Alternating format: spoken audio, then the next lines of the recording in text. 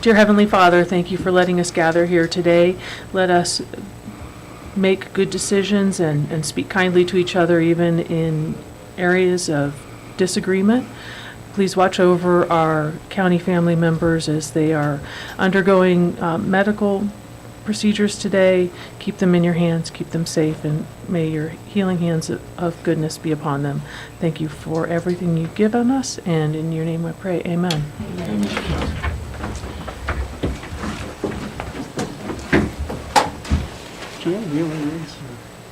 Pledge allegiance to the flag of the United States of America and to the republic for which it stands, one nation, under God, indivisible, with liberty and justice for all.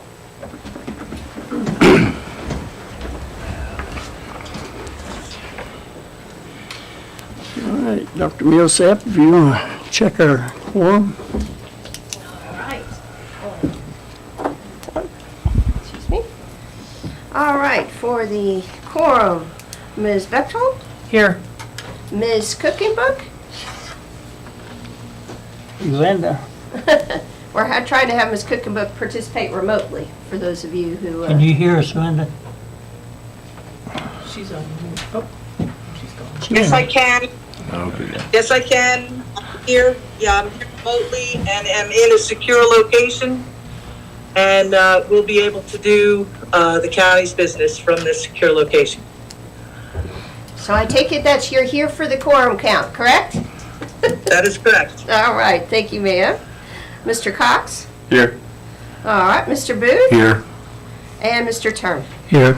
All right, so everyone is here today, although one electronically, and just for those of you that don't know, we've worked it out with Ms. Cookenbook that she will mostly be Zooming. There might be some times she might have to switch to telephone due to where there is service and not service, and then she'll try to get back on Zoom. So we'll be doing this technology-wise as best we can.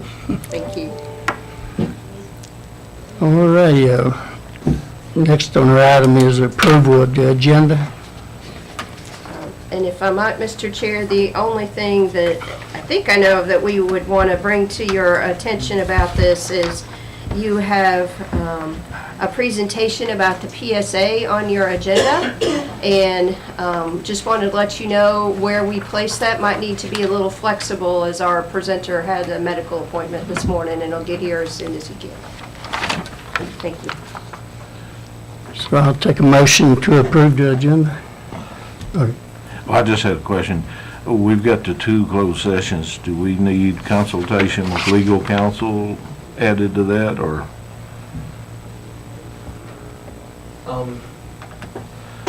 You may want Pertaining to a potential suit? you may want to add that.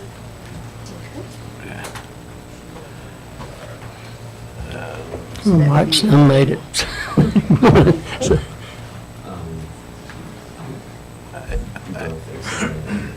Okay, so 7 and 8. A7 and A8. So 1, 6, 7, and 8. A 1, 6, 7, and 8 is the recommendation. Mr. Chairman, I'd make a motion that we approve the agenda as amended. She seconded. Yeah. Got a motion second, call roll. All right, on the approval of the agenda as amended, Mr. Booth, Yes. Ms. Cookenbook, Yes. Ms. Bechtold, Yes. Mr. Cox, Yes. and Mr. Turman. Yes. All right, thank you.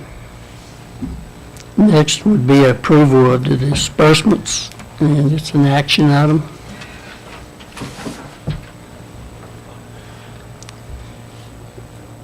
And if everybody's saw them and no questions, I'll take a motion to approve them. So moved. I'll second. Okay. All right, Mr. Motion Chair, if I second, might. with All right, on the approval of the disbursements as presented, Ms. Bechtold, Yes. Mr. Cox, Yes. Ms. Cookenbook, Yes. Mr. Booth, Yes. and Mr. Turman. Yes. All right, thank you. You've approved your disbursements. I just mentioned if there's some way we could get in there to show what department, if that's going to be Yes, the it new will be. format. It sure will.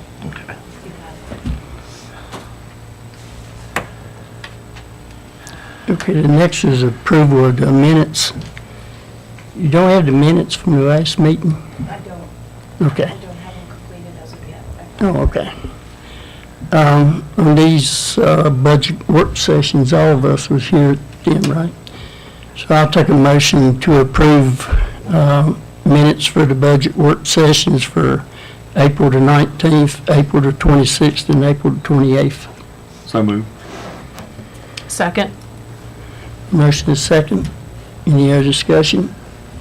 Call the roll. All right, on the motion to approve the minutes of April the 19th, April the 26th, and April the 28th, Mr. Cox, Yes. Ms. Bechtel, Yes. Ms. Kukabek, Yes. thank you, Mr. Booth, Yes.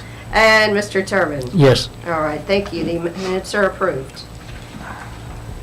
Dr. Wheeler, we almost got back on schedule, so if you want to come on. Within 2 Oh, minutes. that's fine. We're always flexible, you know that.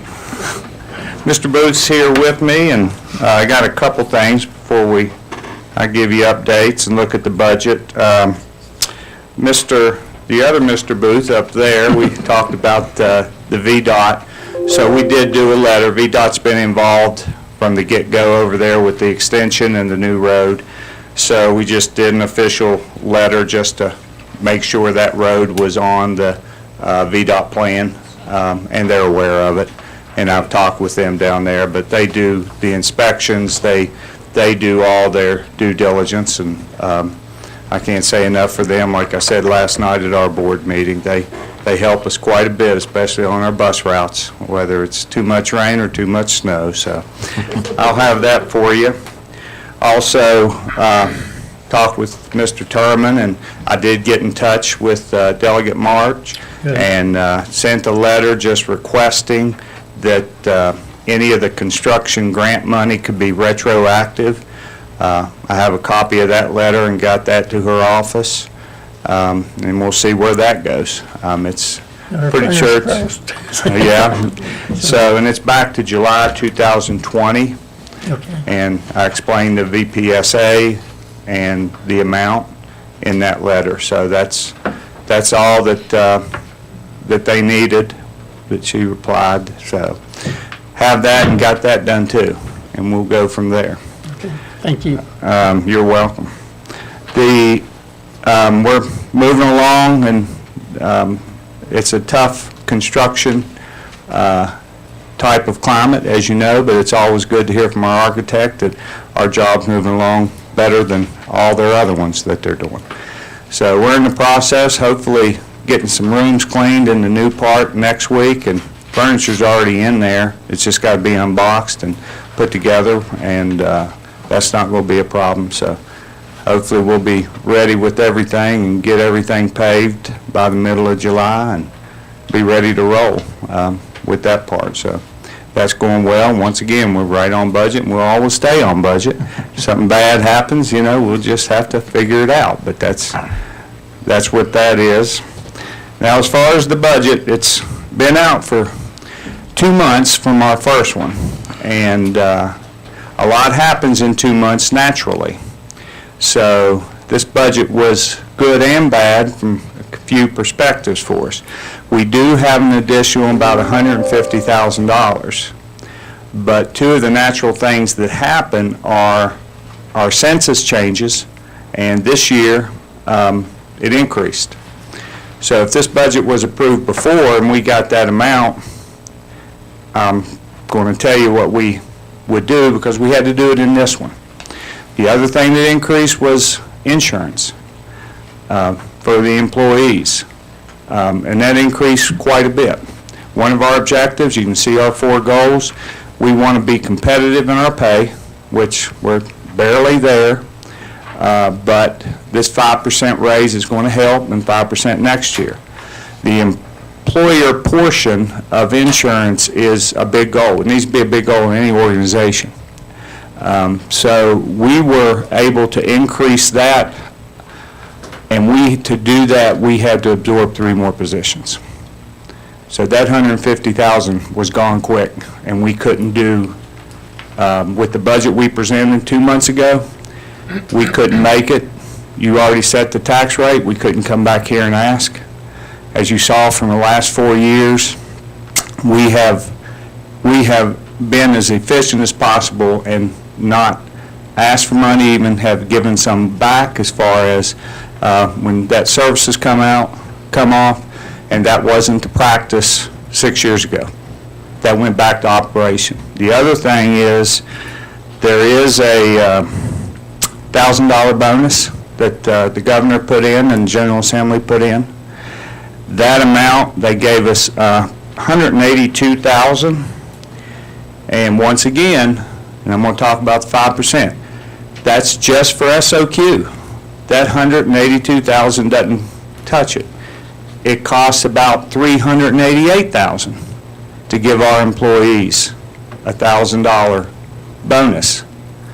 To do that, the only saving grace in this was they put a line in there that allowed us to use our ESSER funds.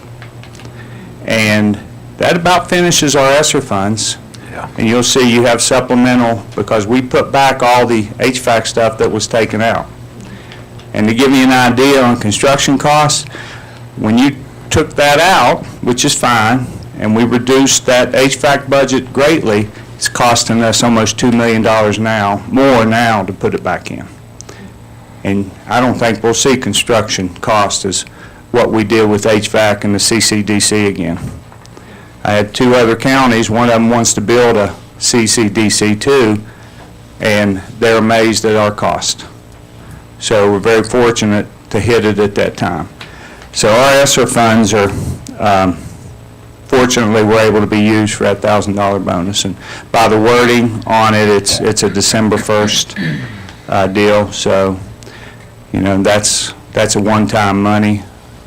The SOQ positions for the 5% raise, once again, doesn't cover everybody. And for those that haven't been here, let me remind you, before I came, the request from the school board came to make up the difference. We have not done that one time. Now, to do that, you got to be awfully efficient. And the only way we're efficient is we got a great team, and we got a very good focus. You know, we want to increase the number of resources for our kids. We want to make sure that our pay is competitive and we contribute to the employer portion.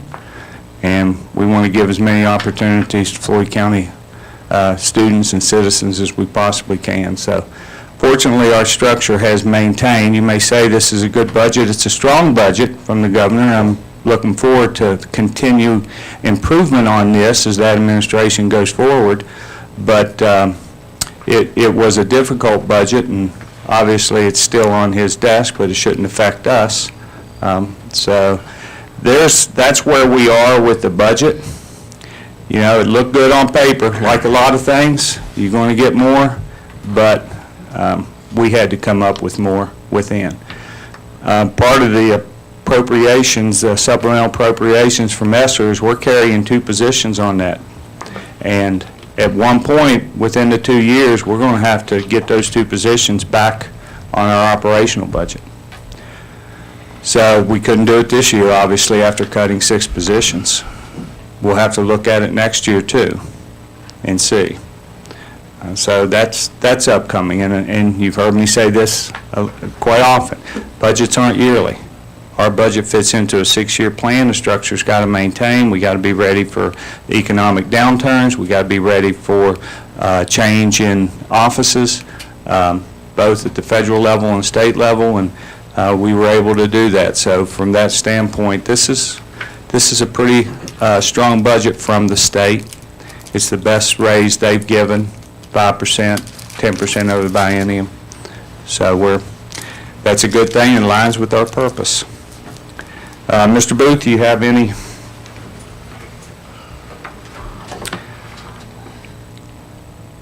I think that's, I think that sums it up. If you go back and compare, we've even reduced some lines in our budget to make up that difference. I mean, even the technology line, we had to reduce that. And keep in mind, a lot of those lines, you think it's a lot, but that's staffing.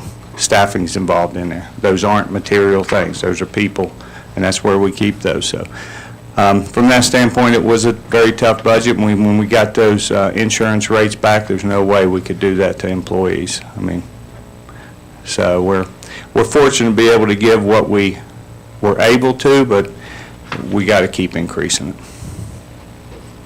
So, Anybody have any questions?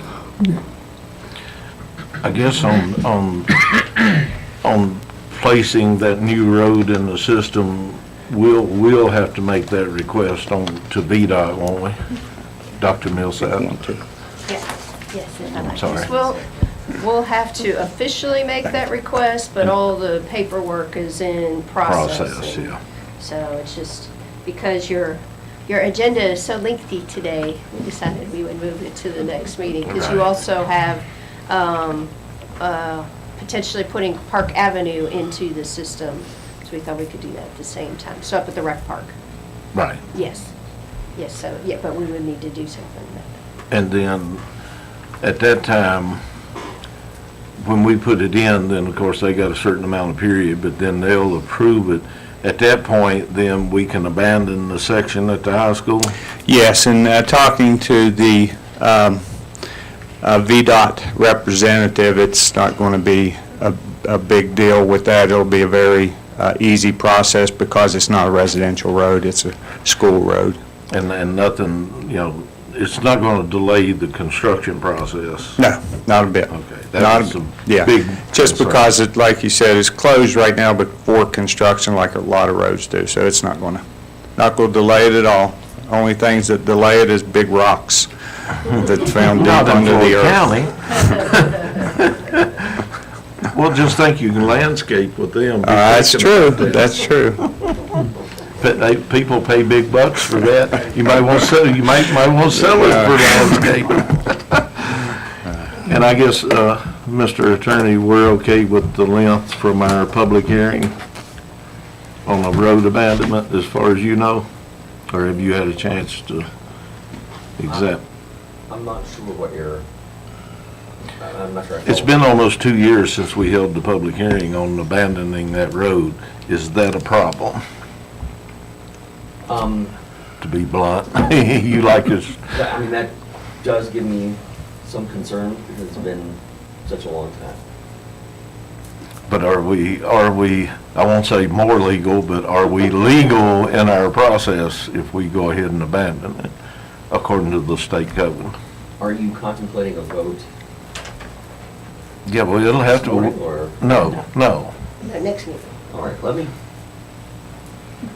if we want to be more legal. It's always good to parse the statute one more time before you. Okay. So let me work on that. Okay. I'd rather err on the side of caution.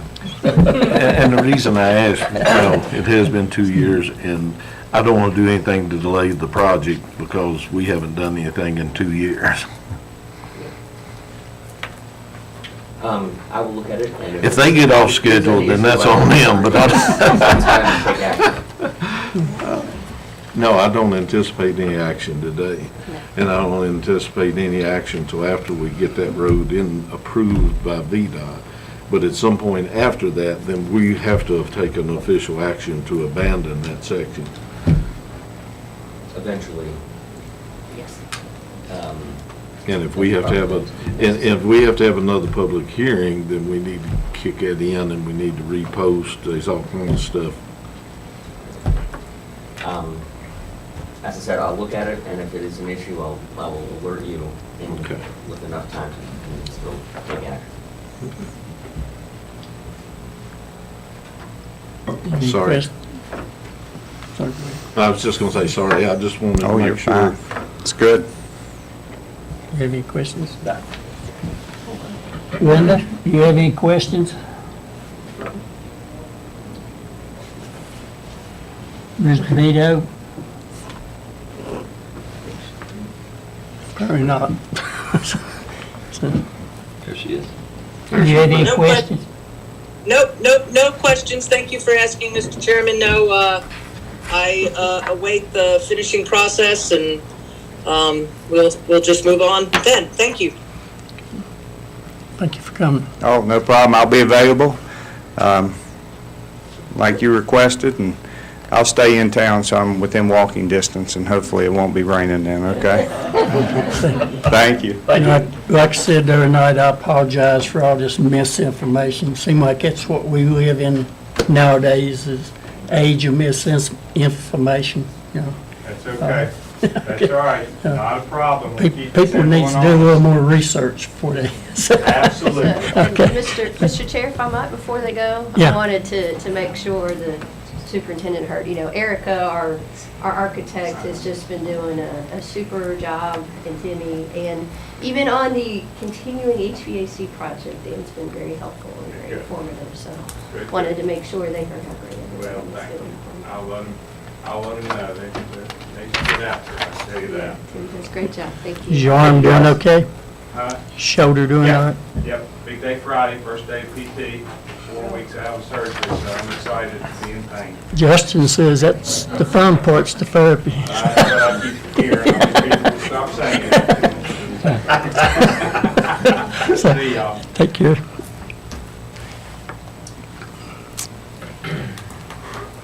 David hasn't arrived yet, so Yeah. you want to go ahead and get Mike in case he has to leave?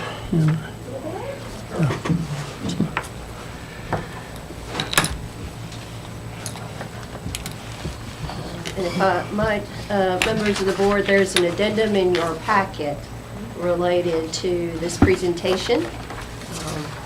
And so that might help, I know Mike's got some other things with him, but that might help you follow along a little bit, if you wanted to Yes. pull that up.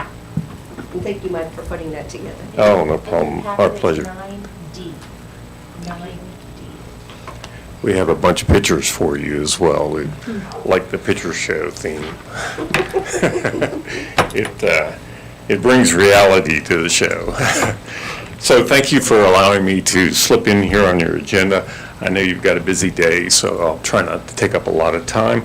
But I wanted to bring you up to date on how everything's going with the PSA.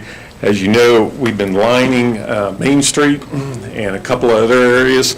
And if you look at some of the pictures that we sent, the geographicals, the yellow lines are the lines that we completed in the past 2 weeks. And everything was going really great until it didn't. And and so the red areas that we have circled here for you, indicate areas where when we put the camera down the system, we found the pictures that you have in your packet. And, the first two pictures talk about what we call the trailer park, which is just behind Express Mart. And there you can see that the pipe is literally collapsing as we're going down it. The lateral section that you see in this first picture is actually a crack along the length of the pipe, so it totally destroys the integrity of the pipe. And then some of the other rocks and stuff that we find in the pipe. The lining guy refused to line it. He says the structural integrity was not there to preserve any of the, or do any good with lining the pipe. It would just be a waste of money. So in that situation, we're going to have to do a replacement on that pipe.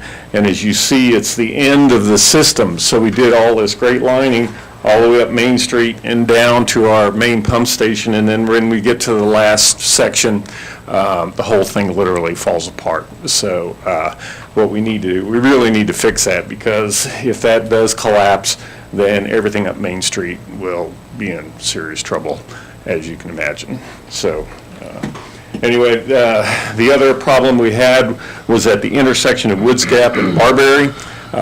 There's actually a lateral coming into the last section of pipe there, and we've got a camera picture, which I didn't include. We hit a stream underground, and you can actually see the water pouring into the pipe via the camera. It's nice clear water. It's not coming down the lateral, so the only option there is, again, dig it up, dig that intersection up again, which is unfortunate because it's like 13 feet deep in the ground. But now that school's out, you know, that intersection, we can literally close it off and everybody can work safely, and there is a workaround with that one. But we got to go down 13 feet, replace that section in the lateral with a waterproof section that will keep the water out there. And lastly, again with pictures, we ran the camera all the way up to the elementary school, and you can see there as well in the pictures labeled elementary school, we've got root infiltration, but water literally leaking in the pipe at the joints, and then here towards Oak Hill, the collapsing of the pipe again. So this one we feel like we can line, so that's certainly a lot cheaper than replacement, but we might need some point repairs in order to fix everything. So this all boils down to, you know, we've got some immediate needs that we need to address. The lining did a great job. It's going well, but it's going to cost us more money. And as I told you before, every time we dig a hole in the ground with a PSA, we never know what we're going to hit, to be honest with you. And this is just part of the ongoing story. But the good news is, if we get these fixes made, we believe the integrity of that part of town is really going to be improved. I mean, all other lines we smoked and we checked, so this should kind of button us up for a while, and then we're going to start on the west side of town and with smoke testing and see where we go with all of that. But this should preserve the integrity of the system for at least another 30, 40 years down there. So that's more than I'm going to care about. But just be honest and frank with you. So what we're asking, we know that there's not a lot of money around, and we know that the second round ARPA funds have not been released yet. Everybody's waiting to hear what's going on with that. We know we've got all these grant applications that we're hearing might be September, we could hear about it. But we feel like with these problems, we'd like to get them fixed this summer because school is not in session, and it's also a lot easier to fix them. So we're going to ask that if we could, you know, with our agreement that we made with you on the first round ARPA funding, we'd like to shift some of those funds around to put the extra $125,000, shift it from the Well 6 green sand filter project into the Main Street lining project so that we can get these three areas complete. We still need to, you know, fund the green sand filter project because we got to get Well 6 back up online. But again, with all the grant funds, second round ARPA money, you know, we can discuss that as things move on in the future. So that's what we're asking, so we can keep everything going. And someday I'm hoping to come here with a lot of good news. I have one question on you, I'm sorry. Well, I On was these just- pictures right here. It shows one of them, it's like it's got a lot of roots coming into it. Yes, Where's that at? that's on going up to the elementary school. Oak Hill? Yeah, Oak Hill. And there's actually a couple of those. I just included one of them to give you an example, but we've got root infiltration. And you can see that's where the pipe is joined, so the Right. cracks, it's just wearing out, to be honest with you. It's just the pipe is old. This probably don't make no difference, but which section is the oldest, the east side or the west side? I don't really know, to be honest with you. If I had to guess, I don't know which direction. yeah, I don't either. The schools were, you know, a big deal early on, and that's why we think this line up to the elementary school is one of the earliest lines. It's a great question. I don't know. Jerry, you got any comment on that? I'm just being optimistic. I'm hoping it's not. I am too, believe me. I mean, I'd much rather fix a water line than a sewer line. So, but you got to do it. You just got to, you know, knuckle down. So we got a contractor lined up. We've got everything ready to go. And I just want to add too, that since the school construction is going on up at the high school and that road's been closed, when we do this project, we are going to keep the road open as much as possible. So for traffic, what traffic has to go in and out there for those citizens? Yes, for Oak Hill, Yeah. yes, and that's going to require, our famous flaggers to be out there, and hopefully we'll get the good crew instead of the bad crew this time. So, this past time on Main Street, we got the good crew, and it went extremely well. I think everybody was happy. The sheriff's department helped us out a couple of times. It really worked very well, and we got in, we got out. So hopefully Oak Hill, we can do the same thing. Well, I just mentioned that for the benefit of those people so that may be Yes. listening or may see this or read the newspaper, just so they know we're going to do every effort to keep it where they can get in and out. Yes, exactly right, yeah. So, And Mike, I was just going to ask specifically the elementary project, but how long do you think that will take once you start construction? we might have some point repairs in that. Typically, lining goes fast. As you know, Main Street took like 4 days. I mean, just boom, boom, boom, right down the road, because we didn't have any problems at all. So if we don't have any point repairs, it could go quickly, 2 or 3 days. Okay. If we have some point repairs, of course, we can fix those. You can figure about a day per point repair. So that one where the pipe is kind of caved in, maybe at the most 2 weeks if we run into problems or something like that. But hopefully a lot less than that. Okay, thank you. Sure.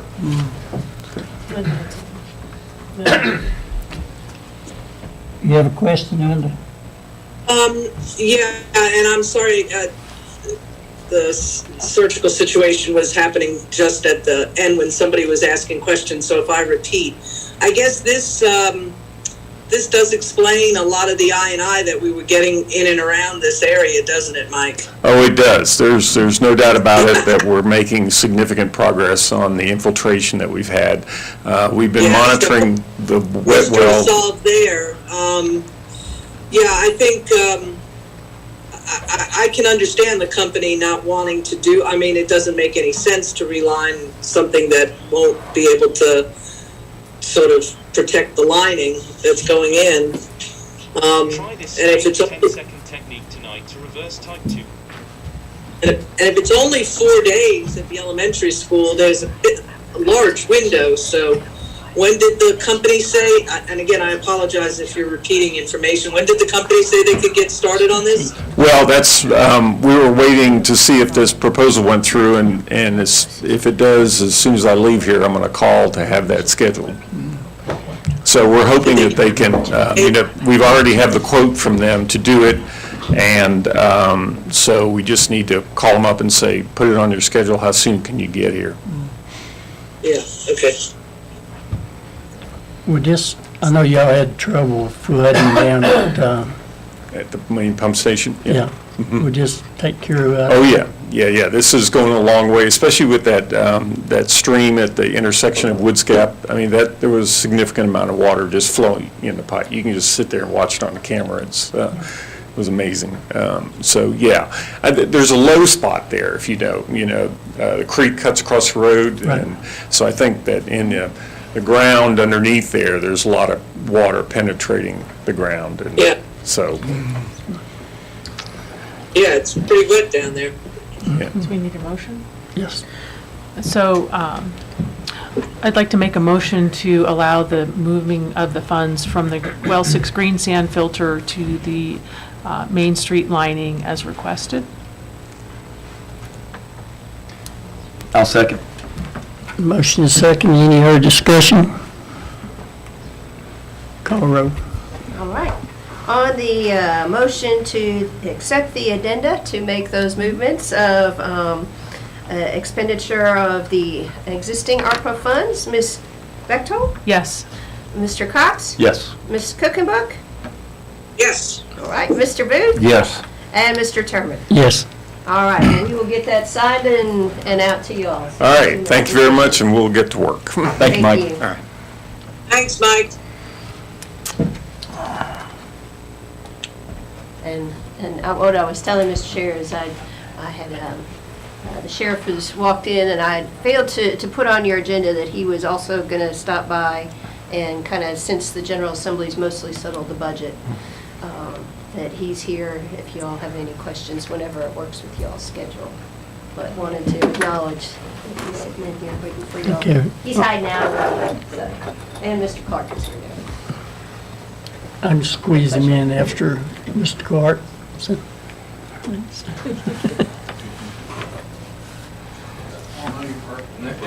That's what I like about our new wall. I can see who's waiting.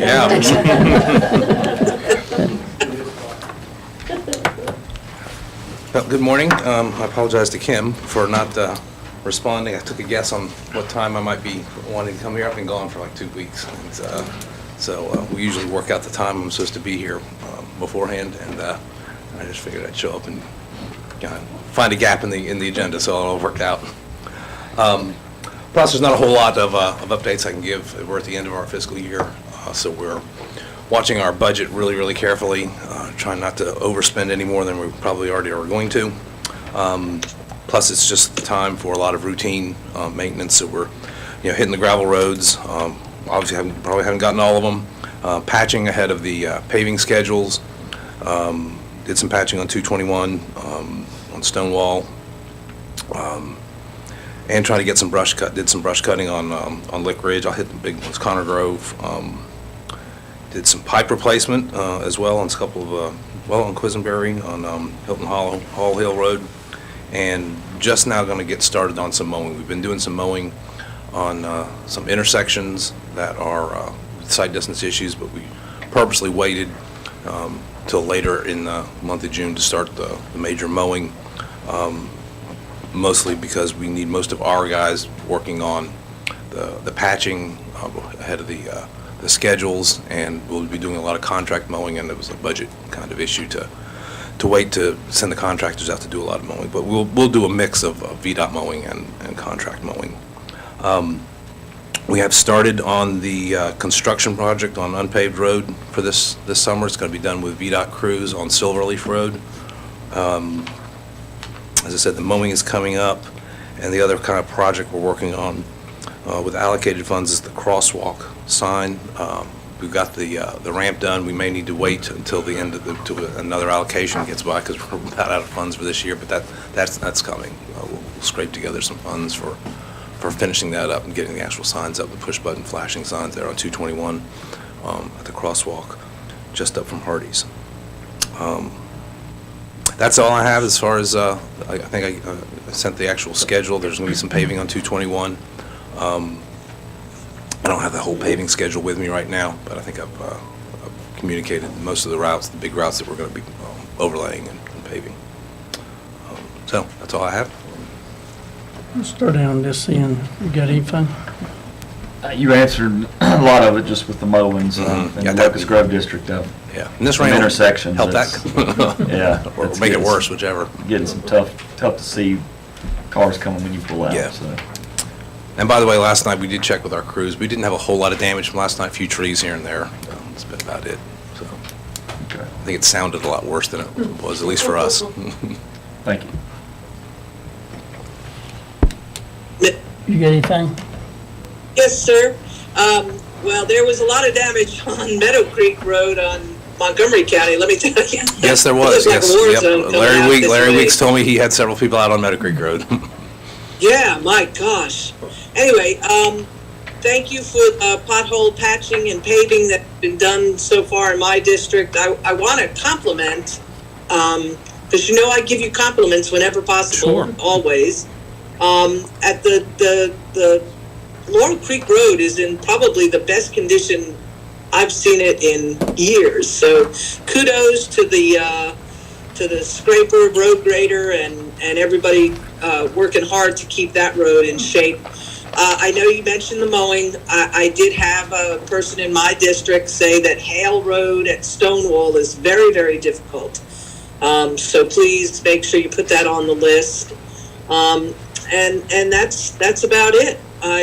Like I said, I really appreciate all the work that the crews have done. I know when it gets hot, it's tough. So just a thank you to everybody out there working hard for the county, all our local crews. Thank you, Dave. I appreciate that. And in fact, it's not an issue today with the rain and everything, but that was our safety message for our district for this week, was how to smartly work in the heat. And and watch out for heat exhaustion and stuff like that. So we'll be working with our crews on that all summer long, obviously. Oh, and just, thank you very much for the attention, to Huckleberry Ridge Road. We really appreciate it. Sure.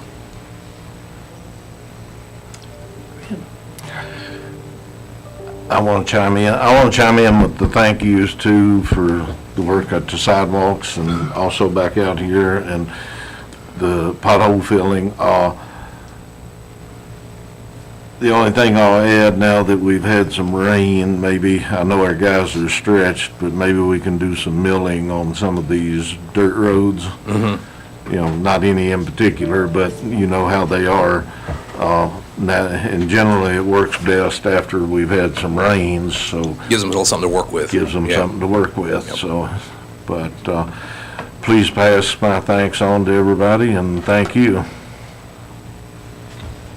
I didn't growl about one thing. Yeah. Mark that on the calendar. I'd just like to say thank you for all your hard work and trying to get as much done as you can within your budget constraints. Thanks. It's a tough thing, thank you. Y'all gonna leave it to me to complain, ain't you? So, all right, so. No, like Mr. Cox says, you know, you answered my questions as far as the mowing. And I'll get a schedule to you guys when Yeah. we actually know when Well, they're well, coming in and where they're gonna be. A lot of the intersections getting pretty hairy trying to pull out the Yep. road. And, in this, I know it's not a VDOT, but maybe you could pass on to people that's doing the work down here of nights. Mm-hmm. I had it happen to me. Remember, law enforcement was telling me it happened to them. They almost hit a flag person. I've had some others bring up the issues. They get to work lights, but they stand in the shadows out of it, and then all of a sudden they're there. You know, they jump out. Right. And then they get pretty rude to the drivers because they didn't stop, you know. And, you know, somebody's gonna get hurt, you know, I'm afraid. And also, I had one complaint about, they see the rumble strips, they see the signs, then they go for 2 miles before they see anybody working. Yep. And I think that's where one flagman almost got hit was, you know, the person thought, well, maybe they just left the signs up and they speeded back up and all of a sudden they pop around the curve and here's a flagman. So if you could pass that along to some of them,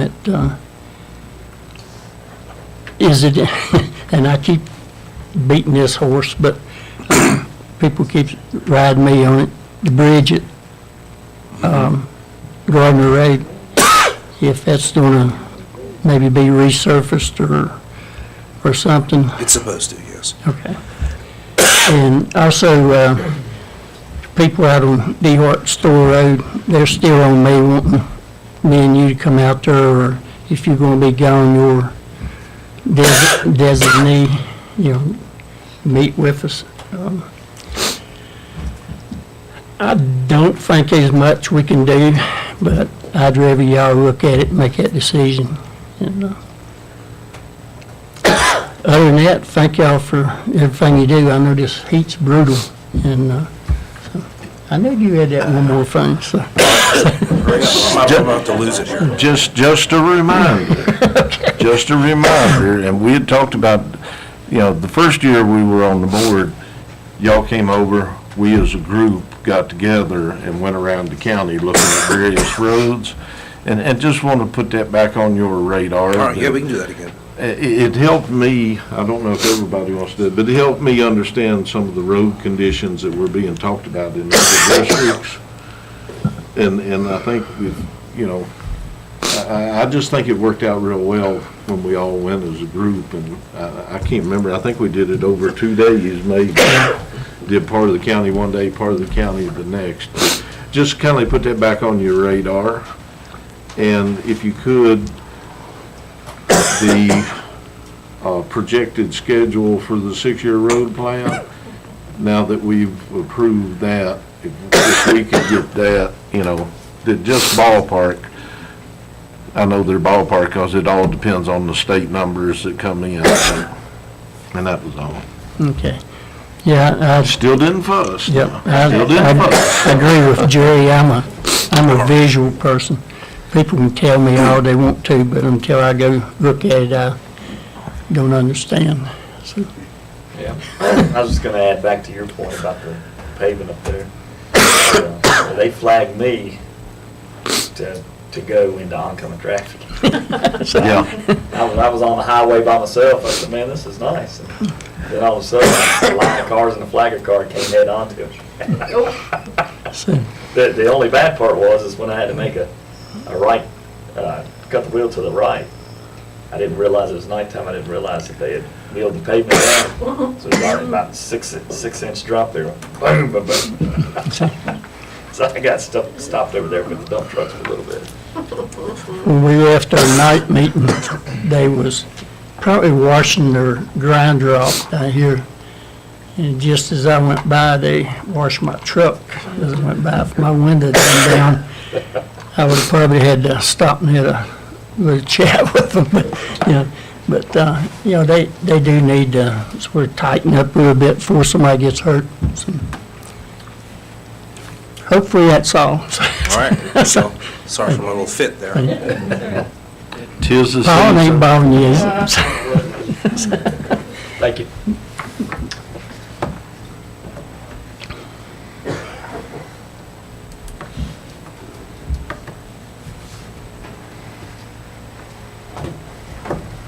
Morning, everybody.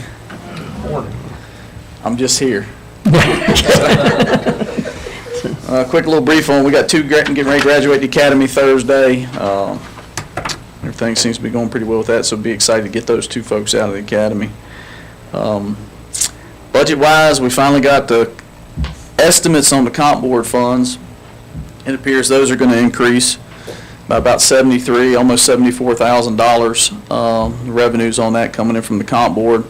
I'd like to get with Dr. Millsaps for really the way these things are worded. I'd like probably about a 7th or 8th opinion on what the comp board has decided to do with the legislative body. You could tell it's been made up by attorneys because your regular person can't understand it. But anywho. Steve said he resembled that. So the easy thing for me to do, that's true, I get Steve to maybe explain it there, but the easy one to look at would be the animal control. So since there's no comp board funds coming into that, if that full-time position is granted, I would just need to come up with the right at $13,000 worth of funds. But like I said, I would shift some of my overtime funds where I've got revenues coming in from another source that I can use for my courtroom security. So that would almost be a wash as presented the first go round, but I don't know where y'all are at on that. I could answer some questions on what the comp board is looking at, possibly, but I will tell you they're extremely, extremely rough, and one little miscalculation in my formula could throw y'all off, but I'll be glad to play the game if y'all want. So when it comes to comparing additional funds from the county where we're needed, I don't have that figure yet. I can give you, it appears that the total salaries for law enforcement and dispatch, this does not include animal control, would be $1,446,678 on the law enforcement side, and then on the dispatch side would look at $124,401 with the proposed increase for them. So, I don't, like I said, at this point, without really getting with Dr. Millsaps, I'm kind of afraid to give y'all some hard figures. She was out last week, I was out last week. Of course, we just got the figures.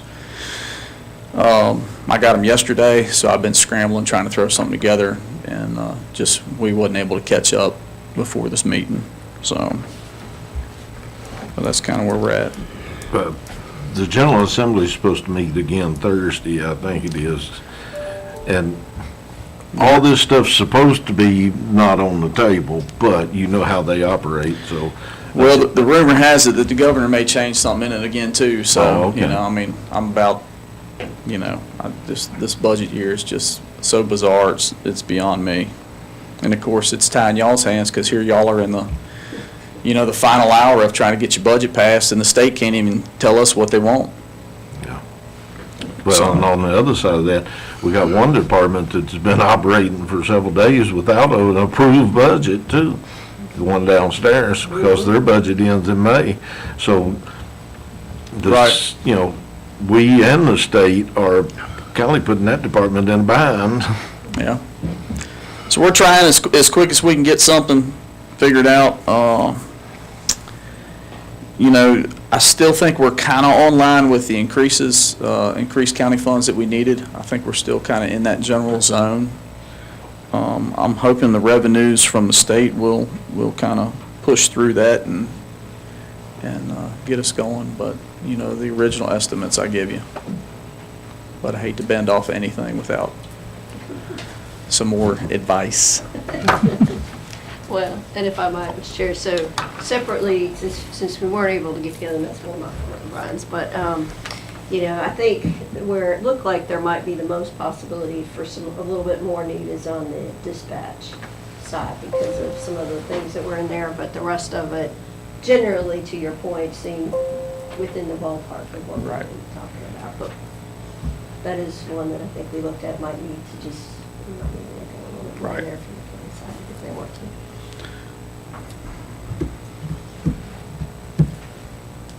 That's about all I got for you. Hopefully another day or so, me and Linda can send y'all out something a little more hardcore on what we're looking at. So, and of course, the governor may come back and say, nope, I don't like this, and then we're right back to the drawing board again. So, At the last minute. at the last minute. Yeah, but it's pretty optimistic he's going to leave it like it is. I would assume since the comp board finally threw us some estimates, that's a lot of work for them to give estimates across the entire state. Right. So my assumption would be that, you know, they're feeling pretty confident that that's what the governor's going to do. So, but. Anyone else? Mr. Chair, if I might, I will tell you, I've been getting some notifications that you all are doing an excellent job of watching the green boxes. Some people are excited and some people are different for it. Some people are not, yeah. But, you know, Appreciate it. it goes, so. We are trying, that's for sure. Yeah, but now you watching them too close and you're starving the bears to death. They have plenty of other sources. Well, that's part of some of them's problem. Yeah. You know, we're continuing to use the inmate crews, trying to pick up the green boxes. You know, off Daniel's Run has been, you know, been one that we had them here lately, but it seems like within 48 hours, the bears have tore it all back to pieces. You know, out there at Buffalo Mountain Road has been another one. So, you know, just as, if y'all get calls for y'all's sets of green boxes, let me know, and we'll have the inmate crew come and clean them up best we can. We want to do everything we can to keep the landowners happy and Floyd County clean. So, Well, you're dim at Buffalo Mountain, you know yourself, you can pass there and they're empty. Come back half hour later and they're running over. yeah, I mean, that's just Yeah. like anywhere else. So, yesterday, I ended up stopping and speaking with a gentleman, and so didn't have a ticket book on me, but they're going to receive a summons tomorrow or the next day. So, It looked like somebody put a whole living room seat yeah. up there Sunday morning, you know. But the one thing that bothers me is when they got an empty box and they still throw it outside the box. You know, It's just a lot of extra work for y'all's transfer station folks. You know, damage to their vehicles and makes it rough, so we're doing what we can on that side of it. Just Oh, one we- thing. I was just going to thank you and your whole department for what you do. it is appreciated. Y'all go above and beyond. We thank you. They're getting out there, getting it done. I can't do it without them, that's for sure. Got a good group right now. Yeah, I echo those sentiments. Good gosh, where'd she come from? She's sneaking up on I me. thought I finally had a board meeting without her. My goodness. Well, see, I got her over here. If she gets too far out of the way, I can just turn her over this. Happy birthday! So, I've been aiming to call you for the last week, tell you about Adam's dilemma with his bees. Have you talked to Richard? We can holler at you there. Bro, you got the B-man right there. No, I don't know anything about these. no. This Master. year was, I got Katie that one, and then they bought another one. He's put 4 swarms in. They were wearing them out. Well, they just went crazy, bloomed. He called me and he said, "What have you got me into?" He said, "One more and it comes to your house." That's the way it works. My name's Jimmy, take all you give me, so. That's right. Best of luck to y'all. Appreciate it, Brian.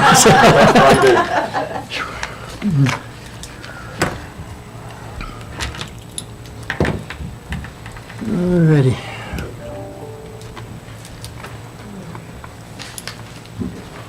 I guess we can move down to Chris. Skipping one. Yeah, she's looking for Carla. Yeah, would you let me go? I'll Oh, go. they're Carla's looking here. for She's Carla. just doing some work. Yeah, so she was playing.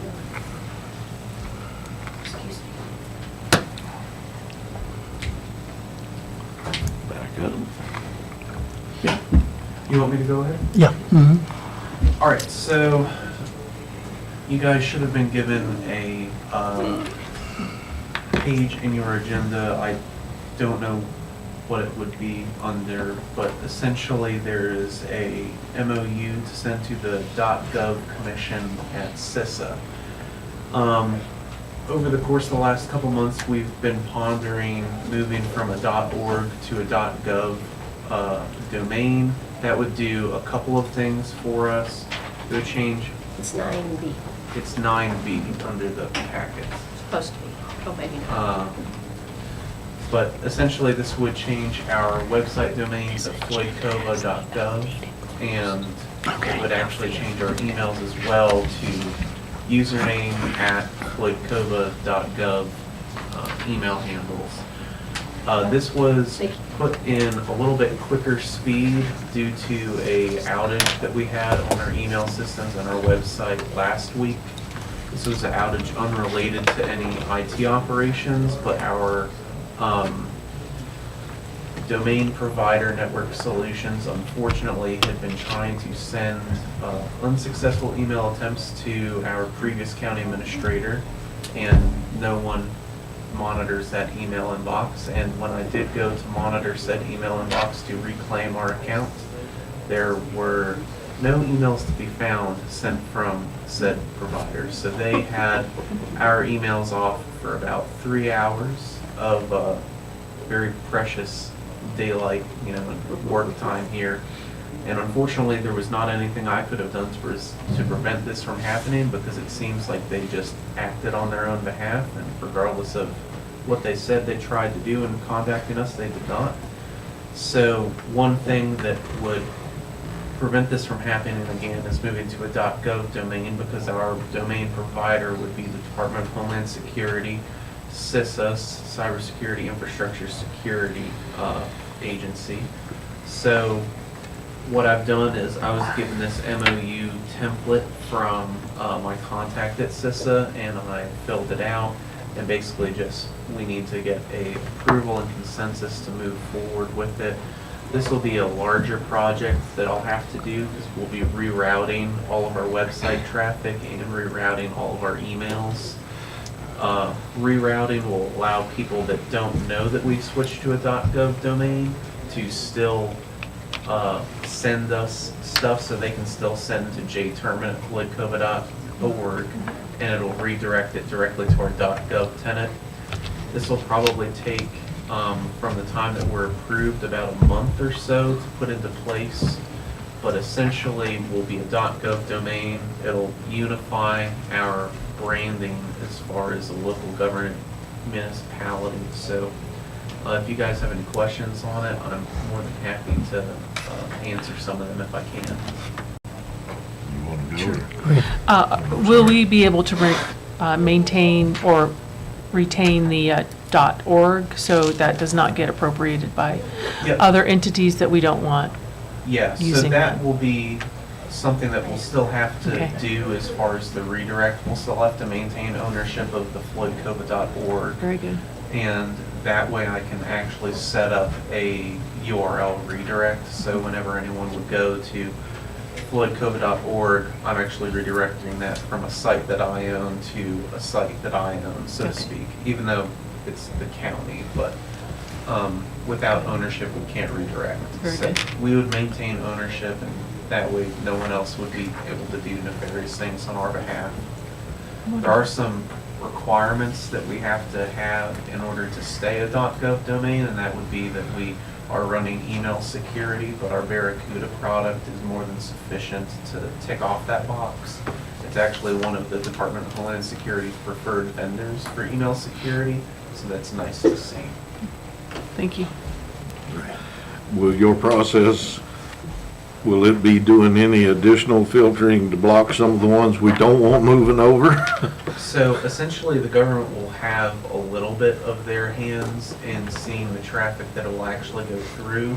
They were going to have that anyways as a part of some of the vulnerability scans that we were going to have. They do not choose what mail comes in or out of the domain, but they'll give us risk calculations based on it. So it'll still be, we're in charge of creating the spam filter and the spam profiles. I feel like we've kind of landed in a happy medium of not too strict but not too loose over the past couple months.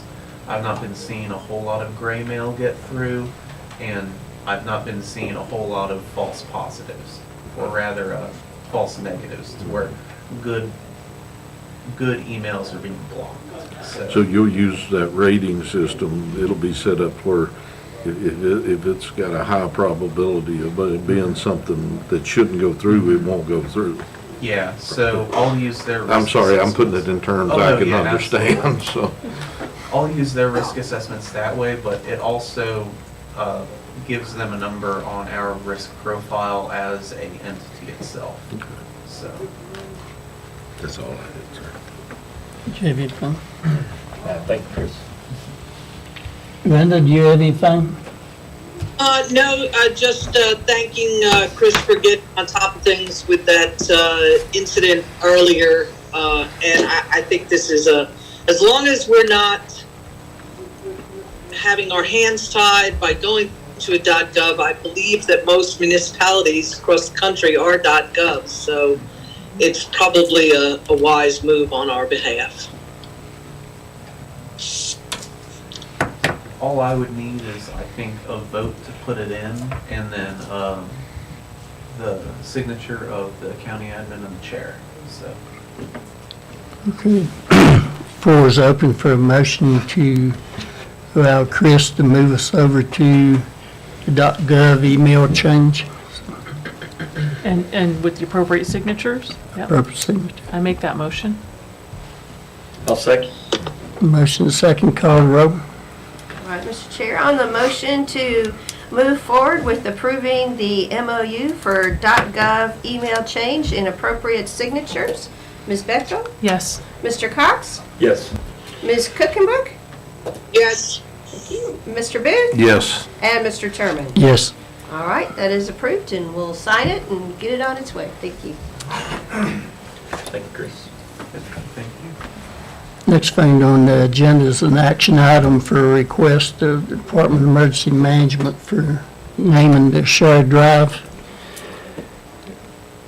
Mr. Chair, I think we also have, we skipped 9A, Oh, okay. and that both that and what you mentioned includes for staff, Carla. So it's good timing. There you go. All righty. Yeah, I'm sorry I missed Mr. Orgy. You want to come on?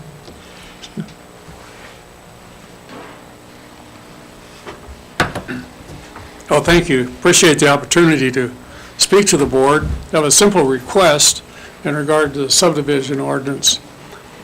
And that is that landowners who have a right-of-way from their property to the main road, providing it doesn't change any of the other property attributes, in other words, doesn't change any of the subdivision, but it would be very nice if somebody had a, say, a 25-acre tract or even larger and a right-of-way to the main road, if the owner of that right-of-way would literally sell the right-of-way so that the tract owner owns a strip of land all the way to the main road.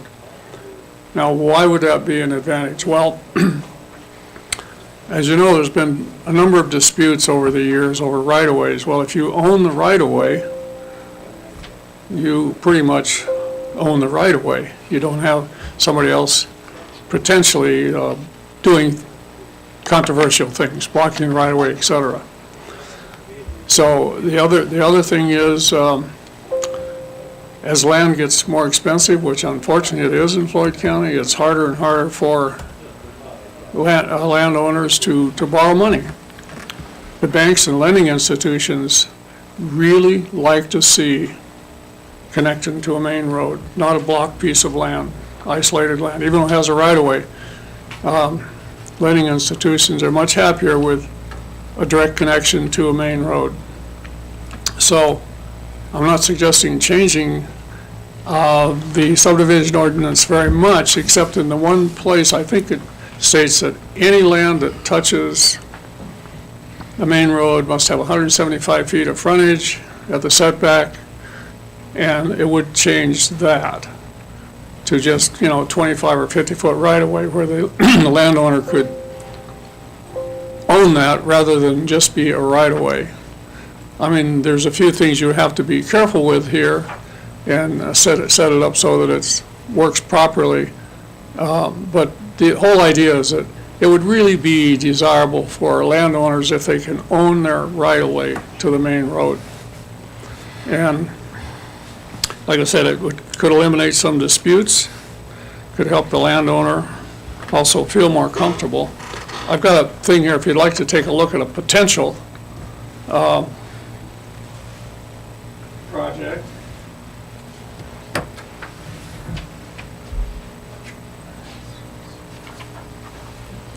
Do you have one for Linda? At her seat? Do you have an extra, is there one for Linda in there that we can put in the chair? Yeah, I don't know.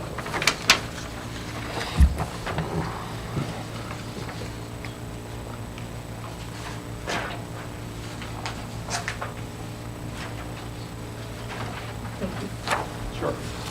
It's not in color, but it's there. That's what she gets for not being here. Right. So we had actually presented this to the Planning Commission, and of course, they weren't in a position to approve a variance.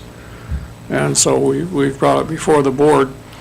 Again, it comes down to a fairly simple thing for landowners to be able to buy the right-of-way. Of course, the owner of the right-of-way has to be willing to sell it and all of those things. It doesn't change any of that. It doesn't force that issue at all. It just makes the opportunity for a conforming lot, which would typically be more than 25 acres because you can't subdivide a lot smaller than 25 acres unless it has 175 foot of road frontage. Now, there are a number of properties out in the county that, are historically smaller than that, and they're there. I assume they would probably come into this ruling if it were approved as well.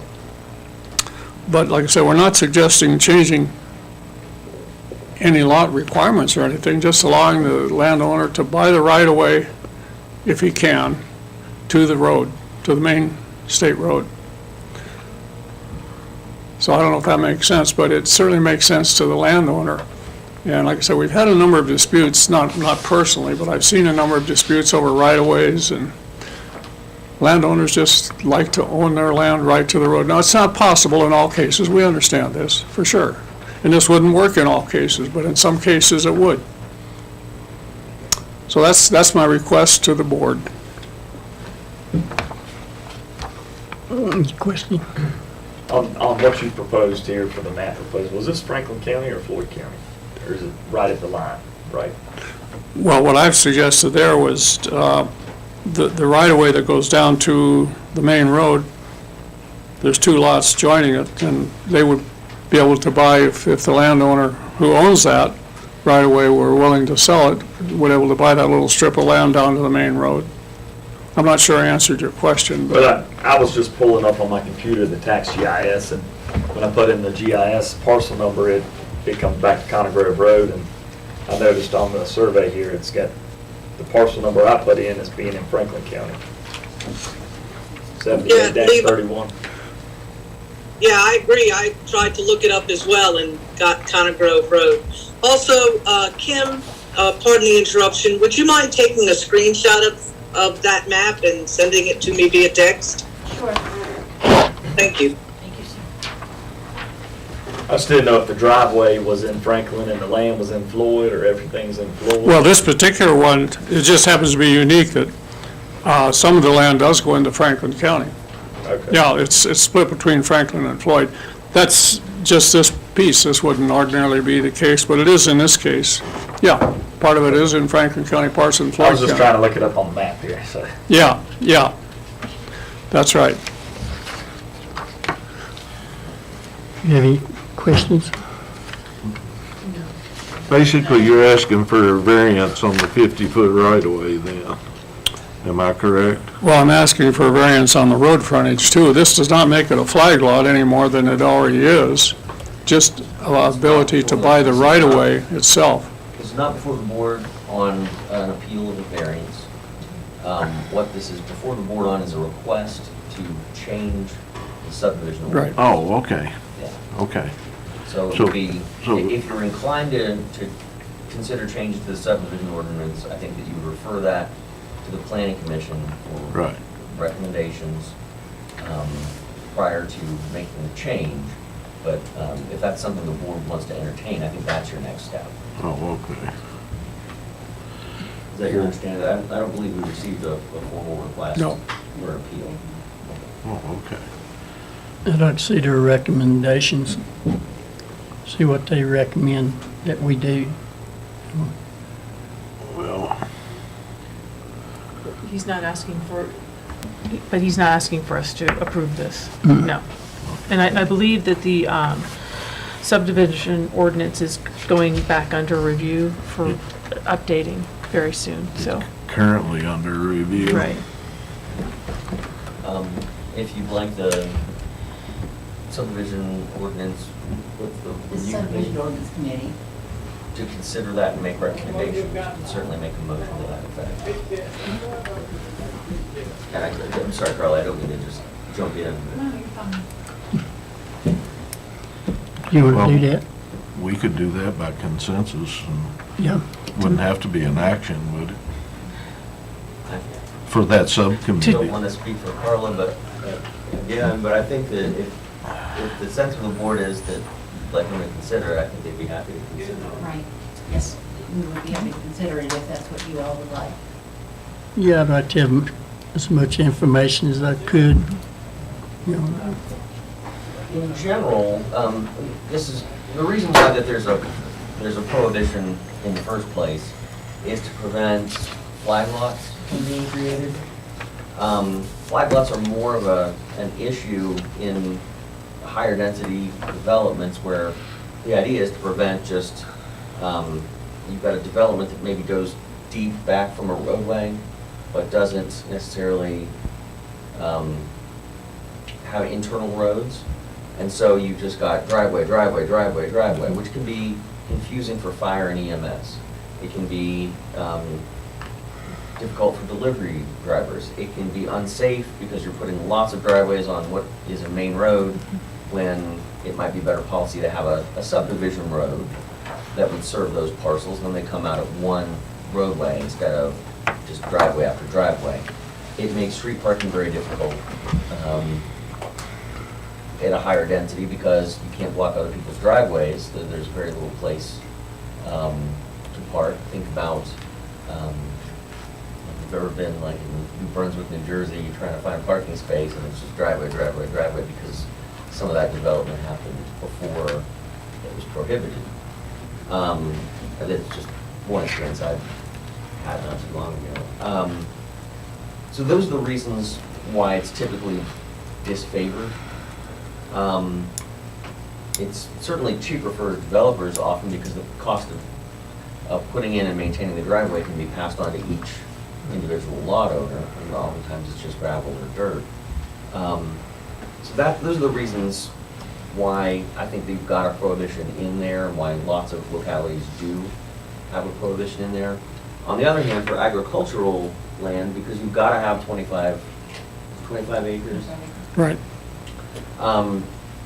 The density concern might not be the same, so it might be something you consider in smaller lots, but not necessarily for ag. It's certainly a debatable. Well, and let's take the owner of the blue lot. Let's say they happen to be different than the owner of the yellow lot. With 25 feet, they decide they want to develop that, and they want a VDOT road into it. VDOT requires 50 feet. So they are going to have to, and under this scenario, if it's changed, they would have to go back to the person that owns this other lot and obtain an additional 25 feet. Yeah, so assuming you've got public water and sewer access to this property and you wanted to further subdivide it. Well, you don't even have to have public water and sewer. I'm saying though, this could be out in the county anywhere. And if they decided they wanted to subdivide tract 4, then they don't have enough right-of-way there at 25 feet to meet the VDOT standards for it to be a VDOT standard road. Yeah, they'd be locked in without some. They would have to go to this, whoever owns this 11.573 acre lot here and obtain an additional 25 feet to put a VDOT standard road into it. In other words, they couldn't develop it further than what it is right now. They'd be largely locked in without some help. That's where I think the planning commission needs, whoever, go back, study it, make our recommendations on how to overcome Jerry's point, or maybe put restrictions in as far as high density, like you was talking about. You could, I mean, the 25 foot, now you could do family divisions, because that'd be 25 foot. Right now, families are 20. Then you could hold on, you could divide it out by family and then hold it 3 years and then sell it to the public. But then, once you get 3 or 4 or 5 lots back there, if those people want that road upgraded, then they're gonna have to obtain the additional 25 feet. Yeah, it's just not gonna happen without additional right-of-way. I mean, that's the idea behind the 50 feet. It's not just for the lots we see right here. I'm just explaining the history of how we got to the 50 feet. But it's for future development there to already have that right-of-way in place. So. Well, you could still have the owner of the lot own that 50-foot strip all the way to the road and give an additional right-of-way to other properties. I don't see that that's a restriction. I mean, you can still have additional right-of-ways on any property, So then you have even more really. outlets on the main road. You can. So you could have one lot owner, well, somebody owns the property already, Yeah, but right? that's not, So if the lot owner owns the property, he can give an additional right-of-way to that, on that strip as well. I mean, nothing prevents him from doing that. I believe we should turn this back over to the planning Yeah. commission, let them make recommendations and evaluate pros and cons Yeah. of making any and the changes to subdivision this. committee. Yeah. Mr. Chairman? Go Mr. ahead. Chairman? Go ahead. Yeah, I asked Mr. Larson a question. You, at the beginning of your presentation, you spoke about the 170-foot width at the road, what is it that you were asking for there? I didn't understand. Were you wanting to decrease? No, I'm not asking to change that at 175 all. We're not asking to Road change the 175-foot required width for smaller than 25 acres. That doesn't have to be changed. I'm not asking for that. And said, say what again? He said he wasn't asking for that to be changed. Oh, okay. I thought I had heard you say that. All right, good. All right, that's what I wanted clarification on.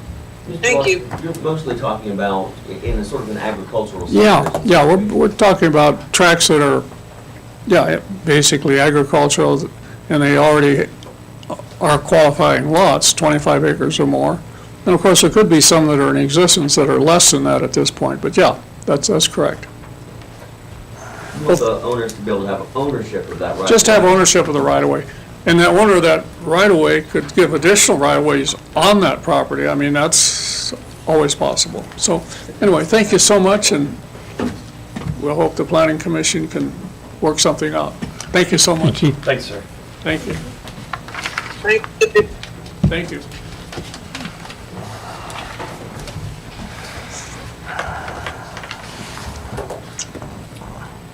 Now you want to take up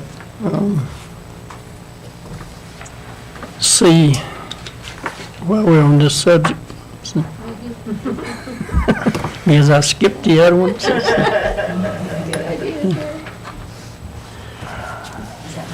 Yeah.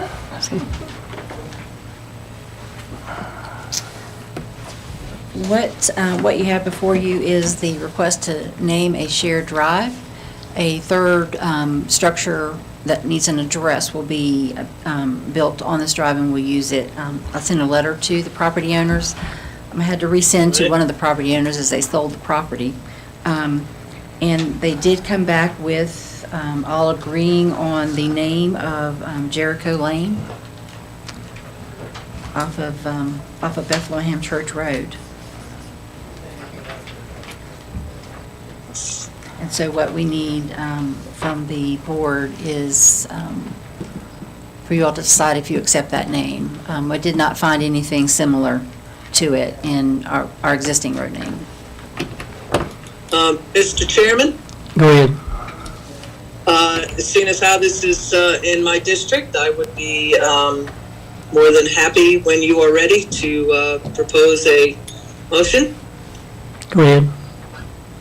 I would move that we allow of the E911 road name request for Jericho Lane to come off of Bethlehem Church Road.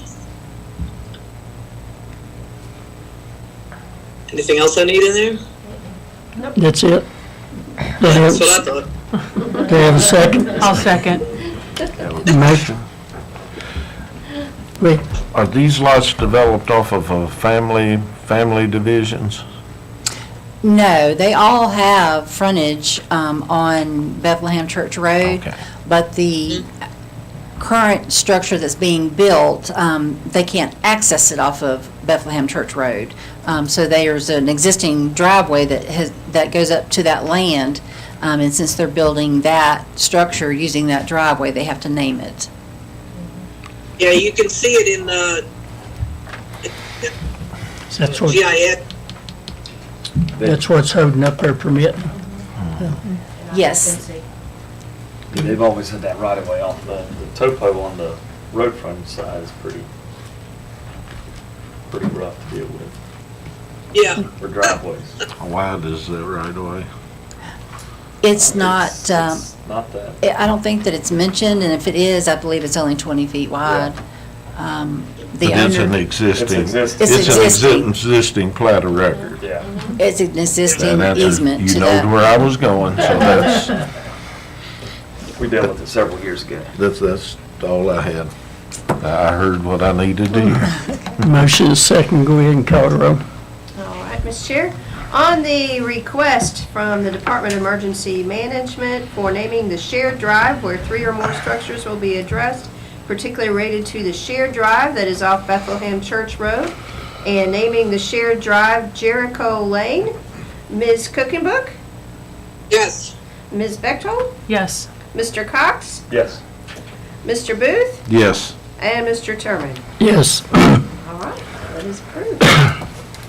Just take a 5-minute break. I need to make a phone call and walk out a cramp in my leg.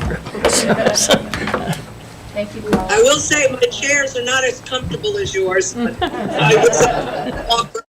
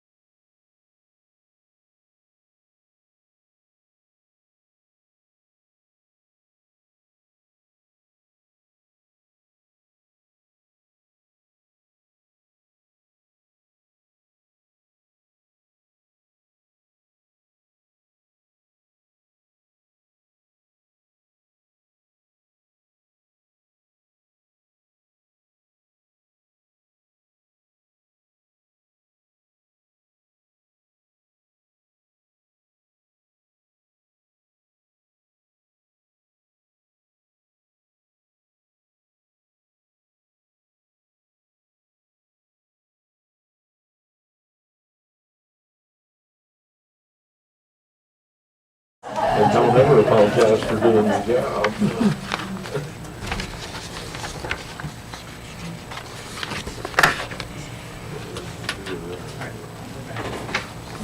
All righty, we'll be back in session, and we're going to have to rearrange our agenda because I think Rhonda's husband's getting ready to go in surgery, and we need to get our closed sessions out of the way while she's available. So I'll take a motion to go into closed session under 2.237A1, 2.23711A7, 2.23711A6, 2.23711A8. Mr. Chairman, if I could just Go ahead. give a general description of the topics, the 2.23711A7 and A8 pertain to consultation with legal counsel concerning pending or threatened litigation and/or other general legal matters requiring advice of counsel. Generally, the topics we'll be discussing will be an update on the opioid litigation and other litigation concerning the county. As far as A1, that would be personnel. I'm not sure the general talking about that. Okay. And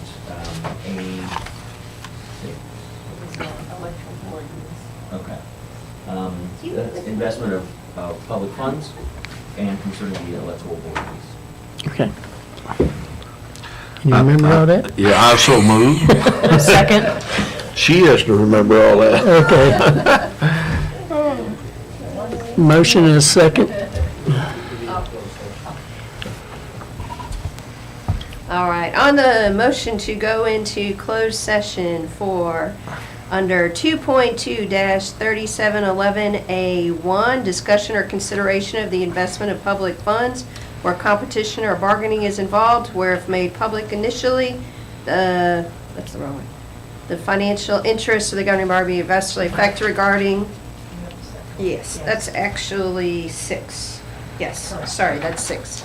So under 6, which I just read, and also under A1, discussion, consideration, or interviews of prospective candidates for employment, assignment, appointment, promotion, performance, demotion, salaries, disciplining, or resignation of specific public officers, appointees, or employees of any public body, an evaluation of performance.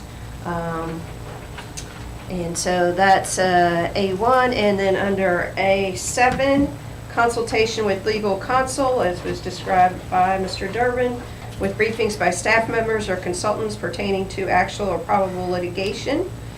And A8, consultation with legal counsel employed or retained by a public body regarding specific legal matters requiring the provision of legal advice by such counsel.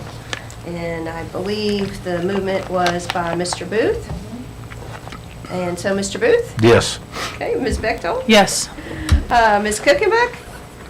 Yes. Okay, Mr. Cox? Yes. And Mr. Turman. Yes. All right, we will move to closed session.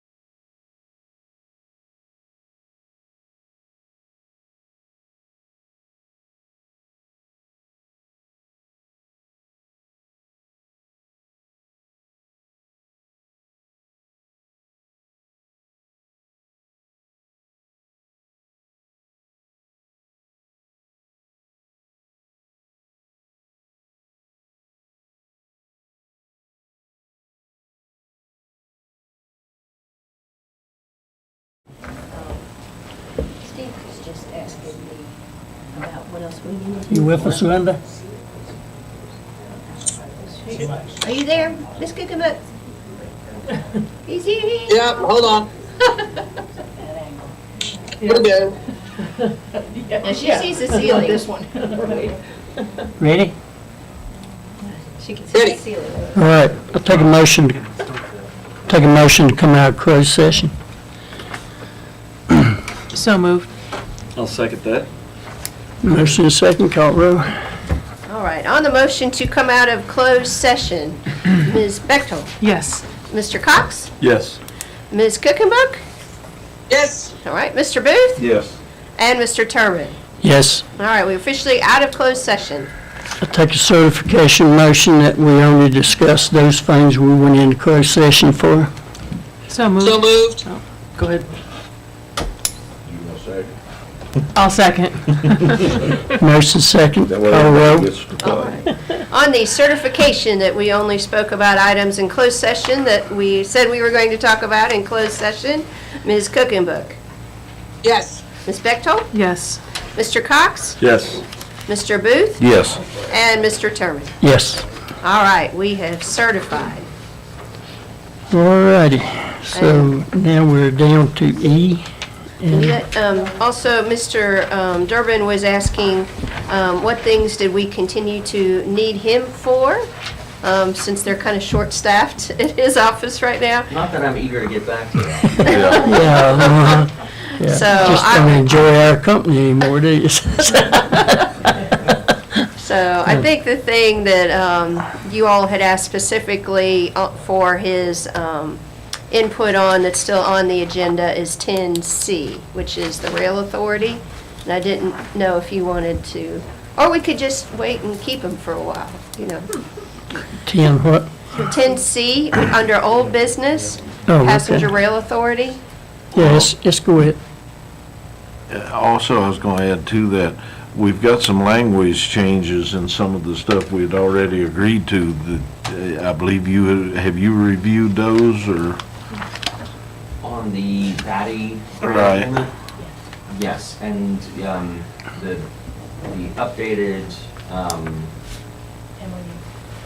yes. An agreement. There's an agreement and an amendment. No, I did. OneDrive, that's it. The updated OneDrive has my edits, so if you're comfortable with that, I don't mind my edits. So the copy we have is already edited by you? Okay.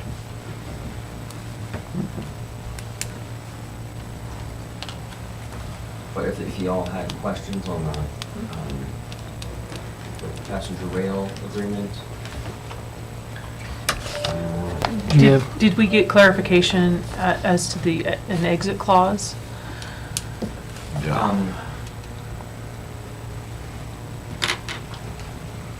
And if I might, would you like me to preface this just Yes. a moment for Steve? So, you know, we were looking at the document that, of course, creates the authority, the passenger rail authority. And then, you know, there had been a request for $5,300 last year, which then was moved forward. And I believe at the time, and I had given you a call and we were going to talk to Reed, I believe, about that particular document. It is my understanding, but I wanted you to respond to this as well. That document itself, because of the statute they have to use, we can't put anything in that says, you know, if our ask goes up to a whole bunch of money, we can exit out, but that could be something that could be addressed in the bylaws, and wanted to see if that was your understanding, because that's what Steve had, or what Kevin Bird had communicated to me from Reed, but they're in an interesting position, so. Right. So the statute itself basically says once you're in, you can't get out unless everyone else agrees to let you out. And there may even be some of those, I have to look back at the statute, but some of those statutes that create these authorities only let you to get out every so often.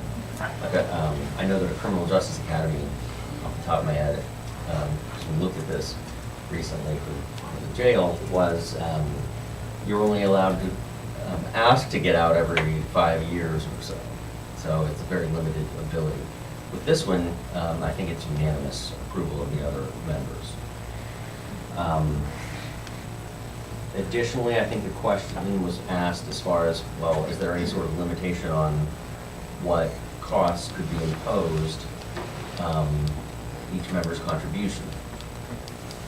What the authority itself, I think, is planning is that you enter into a participation agreement for individual projects. So whatever your financial commitment is for, building a project, building a station, or something of that nature, that's going to be set forth in that individual agreement that you enter into, the participation agreement for that project.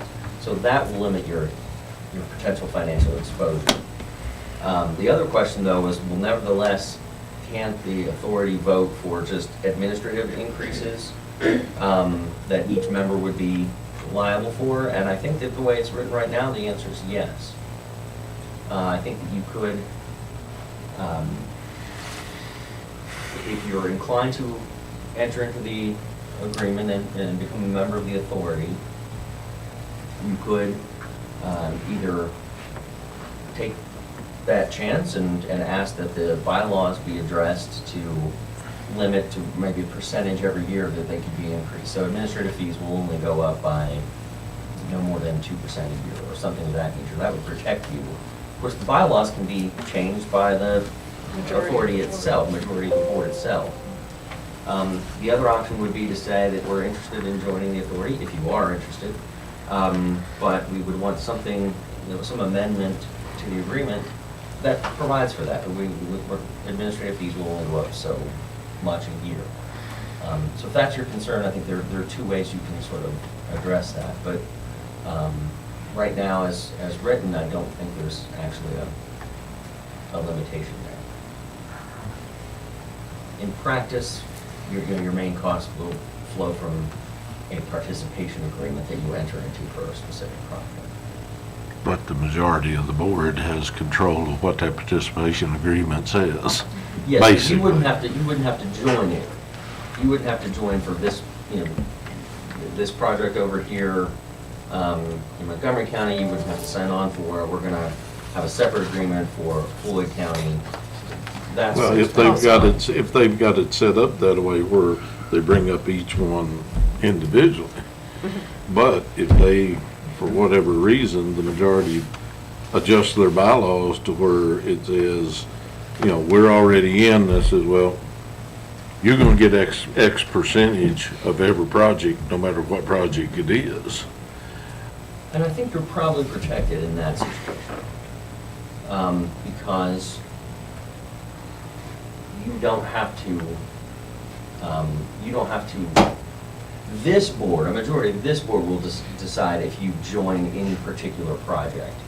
So even if the majority of the authority were to say, want to spread those costs to Floyd County, if this board isn't in agreement with that, you can say, we're not going to participate in this project. So you would be protected in that way. But as far as overall authority costs, administrative costs, that's something that the majority of that board would set.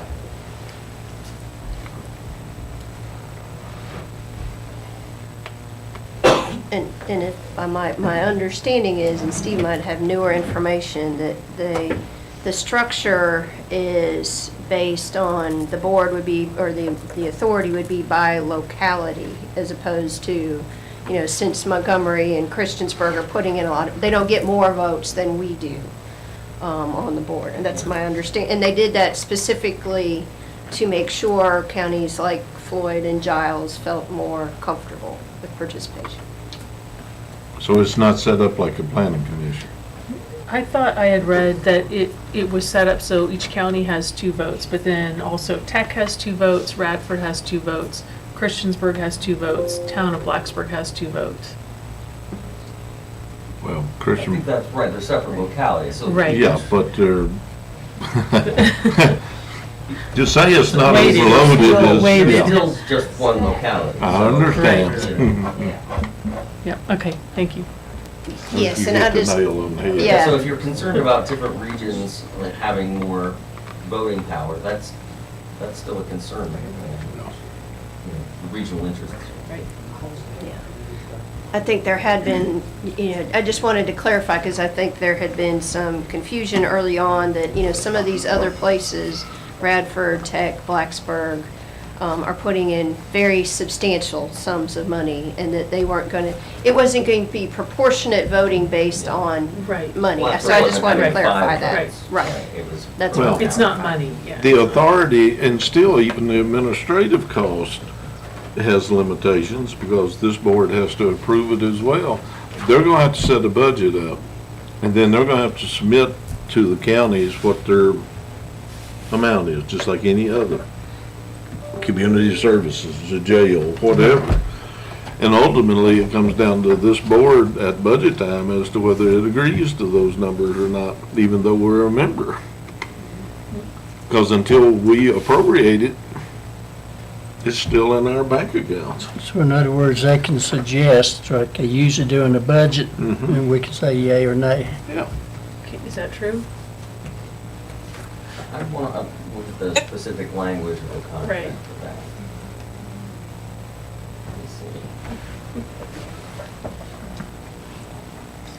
see. Well, ultimately, I mean, nothing gets spent till we appropriate it, Right. period. On anything. Except for social services right now.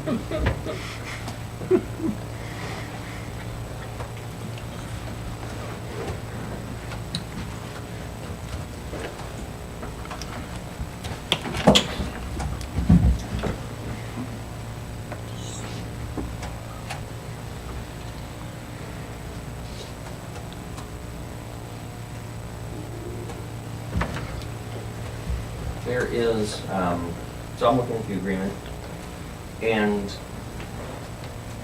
there is not a subject to appropriation kind of clause in it.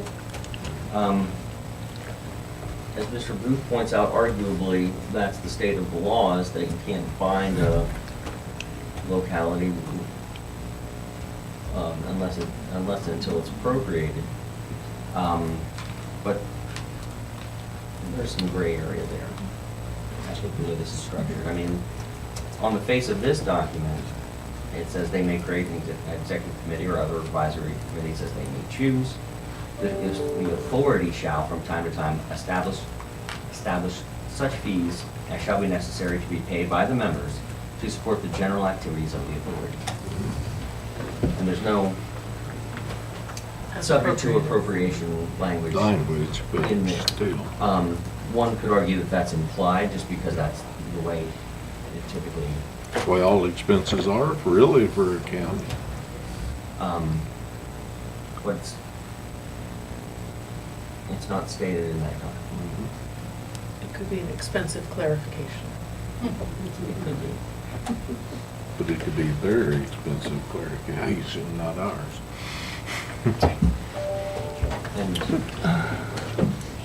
And I'm not trying to steer you one way or the other. I just wanna, if you've got specific questions, I wanna tell you Right. how I read that. So in other words, if they wanted to do an extensive upgrade and we didn't agree to it and didn't want to put the money in, you still got Blacksburg, Christiansburg, and them. That's got the majority to vote. Now, it should work, the way it should work is that the expensive upgrades would be governed by a project-specific agreement, and Floyd County can say, we're not gonna participate in that expensive upgrade. But still, they got enough votes to override us. Well, no, we don't But have we to- wouldn't have to We participate. wouldn't have to Oh, okay. participate. Okay. I've got very little sort of heartburn over that. I think you can just say no, we're not gonna participate in that project. Oh, okay. It's the language is saying they shall establish such fees as shall be necessary to be paid by the members to support the general activities of the authority. So advertising, marketing, staff, insurance, rent, those things the authority sets. We But just not- take care of the general housekeeping and Yeah. anything else we can Yeah. opt out of. Okay. So I think you've got potential exposure there. It's limited in nature. It's not like you're going to be funding a multi-million-dollar upgrade to a train station or something like that by being outvoted. But general staff and those general operations, it's subject to majority vote of the authority.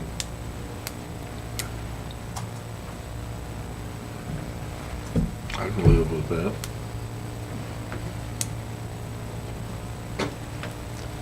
You have anything to add, Linda?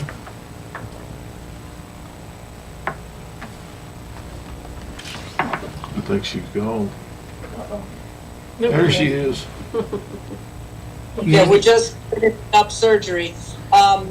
They just talked to me outside. So, no, I think that getting this clarification from Steve, I think is really important, and I hope it's helped everybody.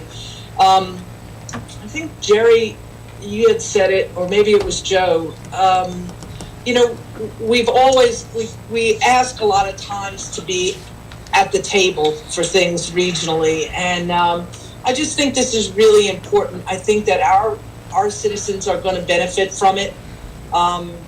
You know, a lot of people are probably looking to take a train to go someplace now, even more than ever. So I think it's a part of forward thinking. I don't think it locks us into anything that we wouldn't be comfortable with leaving, and for whatever reason, yes, for lack of a better word, that authority has more people from all those other places than anywhere else. There'll probably be more riders from there, but I think it's a move in a right direction. I think it takes Southwest Virginia and allows for more transportation there, and I would like to make a motion. I mean, not me. I mean, I would, but I think I would like to see us, you know, move if the chairman would so allow. Just hold off on that for a second. Okay. What was you explaining the other day about parking?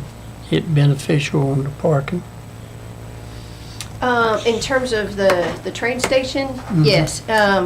And so one of the features that helps with this particular site as opposed to currently going to Roanoke, of course, you know, folks in Floyd can now go to Roanoke and pick up the train, but there's very limited parking availability near the train station in Roanoke.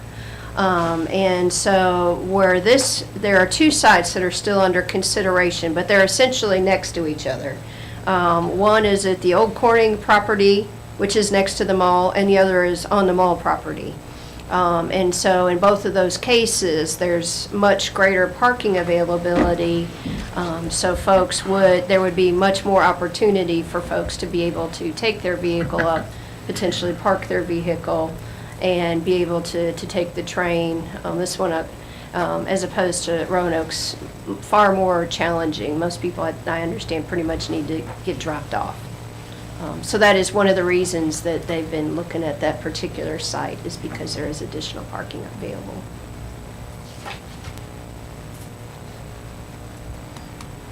Well, one of the things I've been thinking about was the fact that not only going, you know, I've got some kin people in Northern Virginia that is like myself, they don't like driving a lot anymore. They could probably catch down here and we could pick them up at the train station. You know, it would help elderly people maybe visit the area more frequently, you know. I've been trying to weigh pros and cons on this one, you know. The pickup location is intended to be far more accessible in addition to parking, because again, there's more space. Right. What happens if we don't participate? Floyd County residents can't ride the train. That's what I'm saying. If we don't participate, I mean, the train station's coming whether we're in it or not. But if we don't participate, is my ticket gonna be higher, or? I mean, I just Probably not. It's just a matter of having a seat at the table to help mold this into what it. Gotcha. Or that's my impression. Yeah. And I think. I was just wondering if there was pluses to participating outside of just being a member and body of it. Or if the citizens the train station's already coming, if the citizens are getting something more out of it, if we participate versus if we don't participate. Well, I don't know if they'd do it, but I know, like, take the Waste Authority, which we didn't participate in, which we chose not to. It's my understanding participating members have better rates than non-participating members. Now, I don't know if that'll apply. Has there been discussion on any of that? I don't know if that'll apply in this. I don't know but that would be up to the authority if they wanted to give special rates to participating jurisdictions versus not. I don't think you can do that.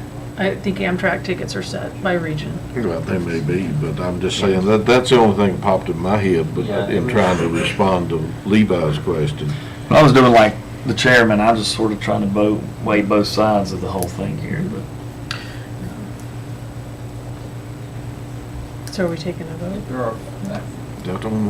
If there are further efforts, expansions, further projects, specific projects that come after this, initial station is done, of course you have the ability to sign on for that project, or be a member, at least have a vote on the future project. But I don't see, as far as parking fees, ticket fees, anything like that being any different for members or non-members. It'd be sort of hard to enforce anyway. Yeah, I'm just having trouble picturing how that would come into play. I wasn't suggesting that would happen. I was just saying, I know that happened with the Resource Authority, which I know is a whole another subject, but. And I don't know what might be planned or what opportunities may present themselves if this initial step is successful. They may want to put a connector road from Roanoke to Carroll County. What's the budget amount for that we have to contribute? 5,300 for this year. If I'm right, it's 5,300, which was in your previous budget, and so Kim and I put in our proposed to just carry that forward. These type of participation agreements are kind of becoming one of the new tools that folks have been able to use to try to have a framework to allow regions to do projects together that otherwise would be more challenging. But again, it gives everyone the possibility of saying yes or no. So some of those have been, I don't know if this one applies, some of those have been revenue sharing. I don't know if this one does that or not. Yeah, so the statutory scheme is very similar to a regional industrial facility authority, where you have, 3 counties and the neighboring city all join this regional REFA, I'll call it.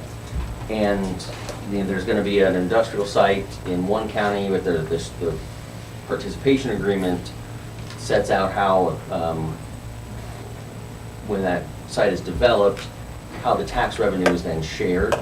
And there's specific statutory authority for sharing of tax revenues, and how costs and expenses are allocated, and it's very much in that sort of framework.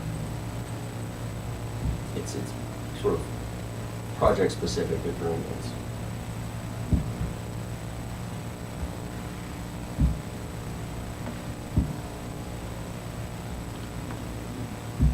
This is another horse we've been beating for, 2-3 years? Need to close the barn door one way or the other. I don't know where she went. Does her screen go to sleep? You ain't knocking There you are.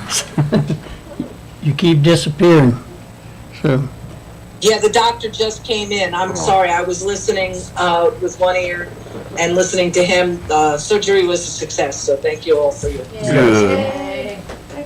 And And he woke up. That's, that's That's the main thing right there. See, that's the most important part right there.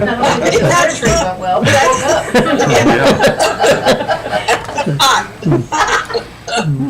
Fantastic.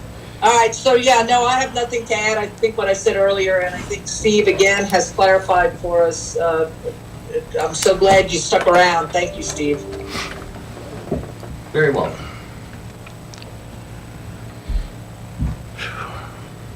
You ready to make a motion?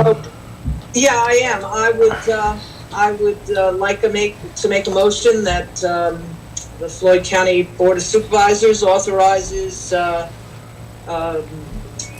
two of our,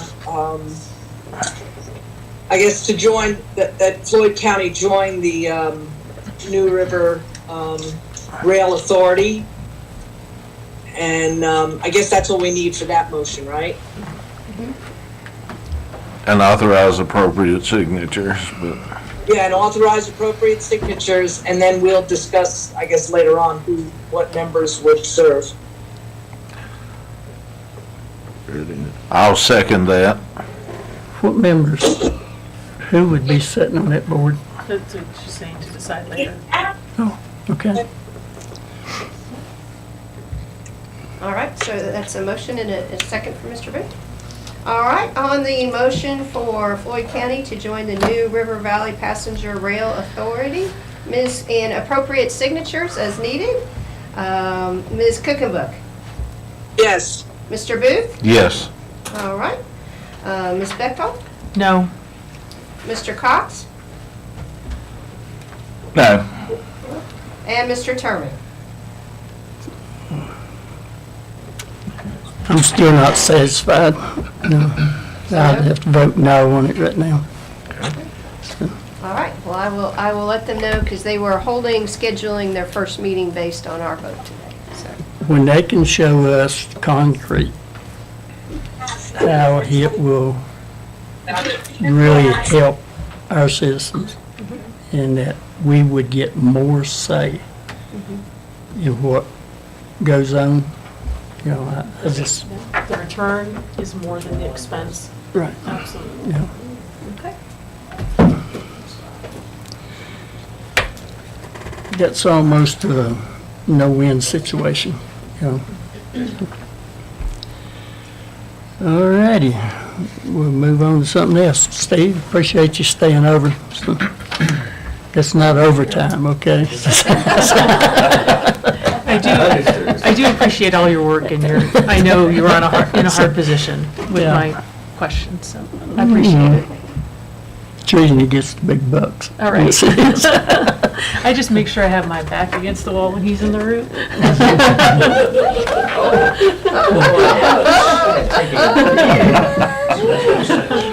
Now, I in this, appreciate it, I really do. We love you, Thank Steve. the veto agreement, do you, Patty? before you go, I don't see, the copy I'm pulling up doesn't have anything marked. Could you just touch on The one what, that's in there is not, that one is the edits. with his edits, but I don't know, they're not highlighted what he Are the changes in edited. here, I mean, noted, so we can know what is new versus old? I can, would you like that uploaded? Oh, okay, yep. Yep. Oh, okay. Blue or new. Okay. Thank you. You want the edits uploaded? Oh, okay, there we go. Thank you. Maybe you can. Let's see, drop one up there for her. Whatever becomes your This record. agreement Yeah, just for the record. shall report progress and all other metrics according to that. Oh, okay. So basically, those two was what you, Yeah, so Dina had, we had sort of a sketch of what the value agreement was going to look like. But it wasn't until last couple of yeah. weeks that it was actually finalized. And I've actually been rushing through these for lots of clients because they sort of dumped all, the ACD dumped all the agreements on grantees. So Ladina had anticipated, I think, a lot of the issues we had a draft that was already in place. She updated some things based on some necessary language that DHCD was requiring to be in the agreement. Those all look good to me, so I just accepted them all in this draft and then just added a few other little protective clauses, I think. One is just to make it clear that although the grantee, the county as grantee has to notify the company of receiving a DHCD notice of failure to comply, that we're going to recoup funds. I just want to make it clear that any flaws in that notice, though, doesn't ultimately relieve the company of the obligation to repay. It just entitles them for, we need to correct the notice. But ultimately, they're ultimately going to be liable for repayment if they don't comply. And the other change I made was just to kind of a little catch-all language that said progress and other metrics shall all be in as provided as required in the VATI grant and those documents. So with that, I think we're in a position to approve. And Steve, does it matter? Of course, we have both the VATI agreement itself, which is between the county and DHCD, and then we have the MOU, which you've just been discussing, between the county and Citizens. Does it matter the order that they're approved, or approve them together, or do you have any thought on that? I would approve the grant agreement before the MOU. but Okay. They kind of mutually cite each other, so it's a Yeah, weird. they're kind of intertwined. Yes. It's one, though, if you're going to approve one. You're pretty much it, right? Not one, not the other. Right. And you've had time to re-review the other as well? Yes. Yeah. And just to clarify, when I said that there were some new, in the actual agreement document, the multi-page document, when I said there were some changes, that changes goes back to when you last got a VATI grant a couple of years ago. It's not that you had approved this one and it's changing, it's that their template changed from what we had seen before, so that might have confused matters a little bit. You have not actually approved this agreement before with DHCD for this particular project.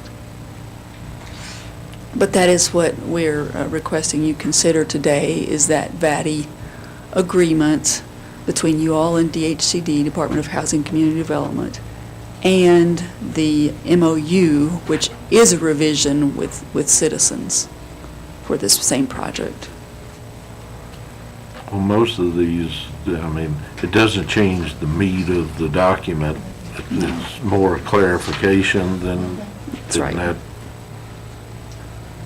Yeah, it was basically. reporting and different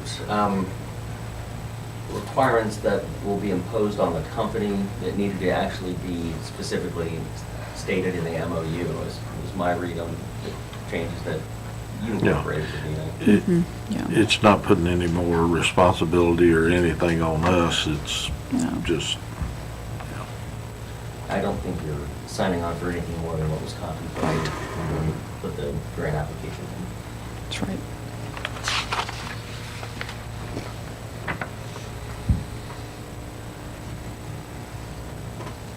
So now do we need our motion worded? Probably to approve and allow appropriate signatures for both the VATI grant, the updated VATI grant agreement and the associated MOU. Yeah, the VATI agreement and the updated MOU. Updated. And authorized signatures. Enough, right? So moved. Let's get Linda back. Second. Okay, you there. I'm beating on the string. You there. You done there. Motion and second. Any other discussion? Call the roll. All right, on the motion for approval and appropriate signature for the VATI grant agreement and the updated MOU, Mr. Cox, Yes. Ms. Kuchenbook, Yes. Ms. Bechtold, Yes. Mr. Booth, Yes. all right, and Mr. Terman. Yes. All right, so that is approved. Thank you all very Yeah, much this for is that. going to be a boon for many of our residents. And Will you Chris, be on the Commerce Center too? Yes. Okay. if that's okay. Hey, Chris, the feed, I see your smiling face, but not the room. She got low battery too. Nobody else is smiling. Yes. You got a low battery here. Oh, it's got a different plug here. I'll have to get that. It's a newer one. Oh, okay. What did Well, you we say? got. He's gotta find a new Dana cord here, for we'll you. Go ahead and do B. Oh, okay. Different style. We'll let you go right Linda? after that. I asked him to just stay 5 more minutes. We're not going to let him out the door. You don't see him fly out that door.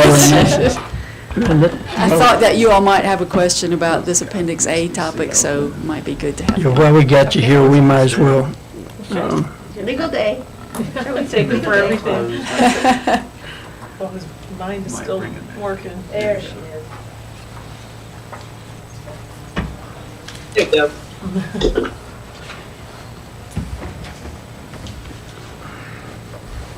So this is related to 10B, I believe, Mr. Chair? Yeah, while she's Yes. here. You Yes. ready? Okay. All right, so this is, as you saw in the memo, probably the additional $1 million from the Appalachian Regional Commission did get applied to our road and utilities, well, road project. And so we do have a revised Appendix A document. I included both the revision and the original that you all, or that the board had approved, I guess about 3 years ago. And what you can see in that is it shows the increased amount from other funds, and it actually shows a lesser amount by, roughly $50,000 when you combine local funds, which include tobacco commission funds, and then county funds. But as I noted in the memo, the other thing is that when the project goes to bid, there are no more grant funds, right? As we know, when the bid comes in, if it's high, the locality will be responsible, and you can decline to move forward with the project if it comes in, what I was told by VDOT, if it comes in more than 10% above the bid. Steve tells me there could be some, that Virginia procurement would allow you to just dismiss the bid overall, but we're not sure if the federal funds affect that somehow. Yeah, the default rule under the Virginia Public Procurement Act is that you have the right to reject all bids, period. So I have raised the issue with Ladina, why are we limiting ourselves to just the 10% window? And may have something to do with the grant funding, so we can double check on that. We'll look into that. Yeah, that's what I was told by VDOT, that 10% rule, and so I haven't seen that in code or writing or anywhere, so I can ask about So that. VDOT's saying that if it's under 10%, then technically we are responsible for it and have to move forward. I pasted in exactly what they told me, so let me pull that up here. I'm just Yes, following. yes, yes, And it yes. is VDOT, so. Yes, yes. So it says if the bids come in more than 10% over the engineer's estimate, the county can reject all bids due to lack of available funds. Once that is done, you have several options. So it does sound to me like, according to what VDOT says, that if it's less than 10%, they're expecting you to move forward. I can ask and They like, might be disappointed. right, right. So that's a Yeah. clarification that you want Yes. before you're actually out to bid. Right. Make sure you know what you signed up. Yeah. Otherwise, you sort of built in a 10% contingency expense at the front end. Well, and that might, I mean, the numbers we've got here, which we know are shot in the dark, is based on specific parameters. Mm-hmm. And if we're looking at 10%, we may or may not proceed with it. Sure, I understand. You know, so Mhm. I don't, so in a way, if we go ahead and go to bid, I guess like he said, we can authorize this and approve this, but before it goes to bid, gonna have to find out that 10% answer. Mm-hmm. And then we'll have to decide either yea or nay if we wanna proceed and go to bid. Sure. So if I read this correctly, we have funding for just over $2 million of this, Correct. but the current estimate is almost 3 million. Yes. So the difference for the county is just about $900,000 for county expense. You have, you have a total of, that 2 million is the federal dollars, and then the Tobacco Commission dollars are 101,400, excuse me, Tobacco Commission dollars are 411,426. So you have, counting 100,000 pledged from the county up to that. The 2.5 million would be covered, but if the May 2022 estimate were to happen, you would not be covered. You would be 400,000+ short. And we don't know, of course, what the bid is going to be. It could be above or below that estimate. Right. And so that's kind of the catch-22 right here now until we get to bid and know what it is. We don't even know what we're talking about, but we're trying to avoid getting locked into a situation until we know. Right. And that's where the 10% question. And then, Right. and then the canceling the project says would require payback of federal funds reimbursed to date. We haven't used any of the federal funds. Yes, the federal funds have been paying for the engineering work, and so that's probably, I don't have an exact number for you, but my guess is that's probably in the 100 to 150,000 range.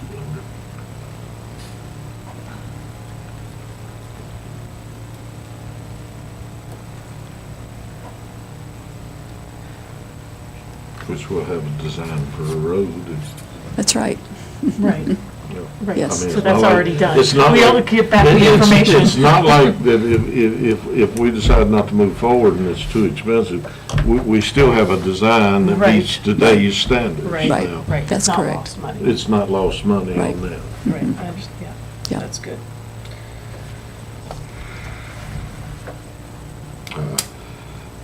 I don't have a problem approving this and authorizing appropriate signatures and that, or whatever, but the caveat is finding out that 10% before you actually proceed to bid. Okay. Okay.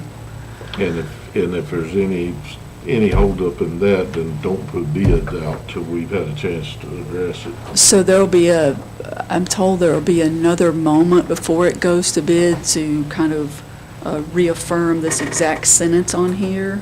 The locality shall be responsible in excess of that.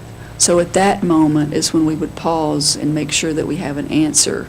And if we learn that it's, we would have to bring it back to you if we learn that the 10% is a fixed rule that we can't negotiate. Is that right? Yeah, you need to find that out before it's put out to bid. Okay. Because once it goes out to bid, if that's a fixed number and Right. locked in, we're already locked in. Right. Got it. Okay.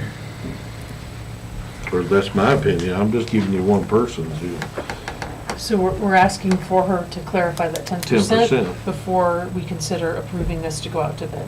Well, I don't mind, we can approve this, but before staff has in their capacity can basically find out if that 10% is locked in. If they do, then they can bring it back to us and not go to bid until we say, okay, we agree. So when it's this, if bids come in more than 10% over the engineer's estimate, when is that estimate done? Is that when it goes out to bid? I mean. The estimate is done. Okay. The 2.9 Okay. number So was that's the estimate. most recent, the total estimated It cost is. would be 2.9 million. That's correct. So then Yes. it has to go up another potentially 10% over that, rather than this 2. And they're saying if it goes above 10%, we have an option not to do it. But that implies that if it's under 10%, say it comes in at 9.5, Right, then we're we're all- obligated. Right. You know, Ms. and I don't Bechtold, I like just that. caught up with your question, I'm sorry. So That's okay. you're right.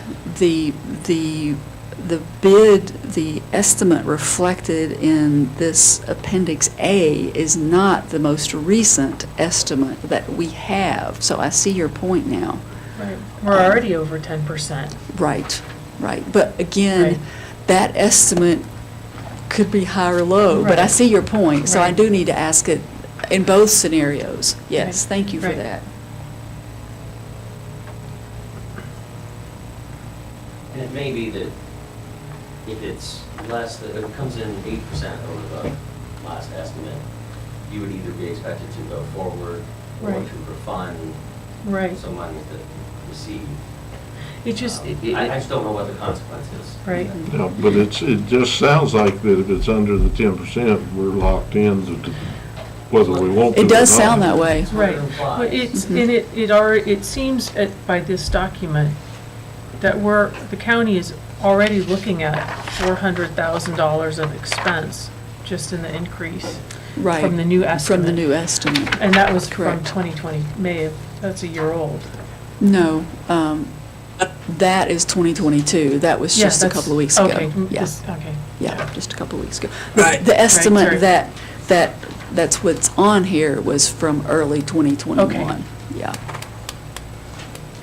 So we're already $400,000. Over. Before we put the bids out. Right. Did you have something, Linda? Yeah, Ladina, I know you're going to try really hard to get whatever monies are available. What did you say about at the beginning that there may be other funds available, but you won't know? I mean, did I misinterpret as the nurses were all in here and stuff? I don't know of any other grant funds that could help this. Okay. As you know, we've already doubled the federal funds after last year's Yeah. cost estimate, so I think that's as far as we can get there. The only other option would be, as I noted in the memo, there's interest in that land up there from a couple of companies based in Floyd, and so that would be another way to potentially cover any gap, would be the kind of a pre-sale agreement with those companies. That would be a little bit tricky because the EDA has to own the property for the road improvements to happen, but then, we might be able to work out an option or something that would get some money in to help meet that. It would be really sad to walk away from the $2.5 million to try to do this, and so that's the only other thing I could think of to try to come up with money.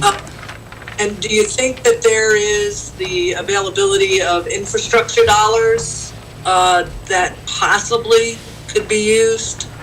Yeah, your ARPA dollars can be used for the utility portion of this, the extension of water, sewer, and fiber optics. And in fact, the cost estimate that showed $2.9 million, about 2/3 or 3/4 of that cost estimate is on the utility side.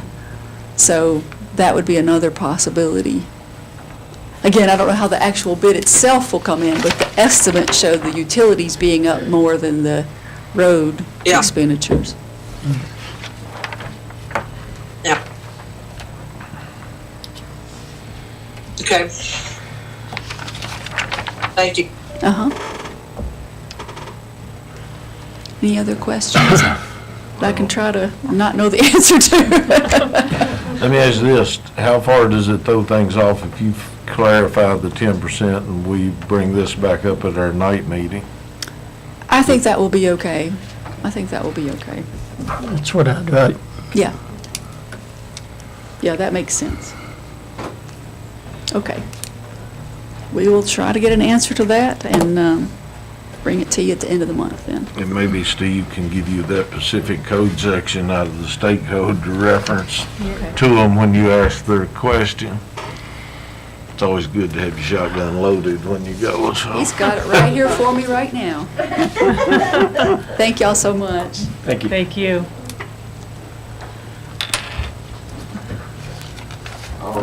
Perform the vote anymore. Speedy Gonzalez going out of here. Only because we love you. Hey, Steve, one more thing. Appreciate it. Thank you, sir. I guess we need to drop back and do D and E, don't we? I mean, E and F. 9E and F? Yes, sir.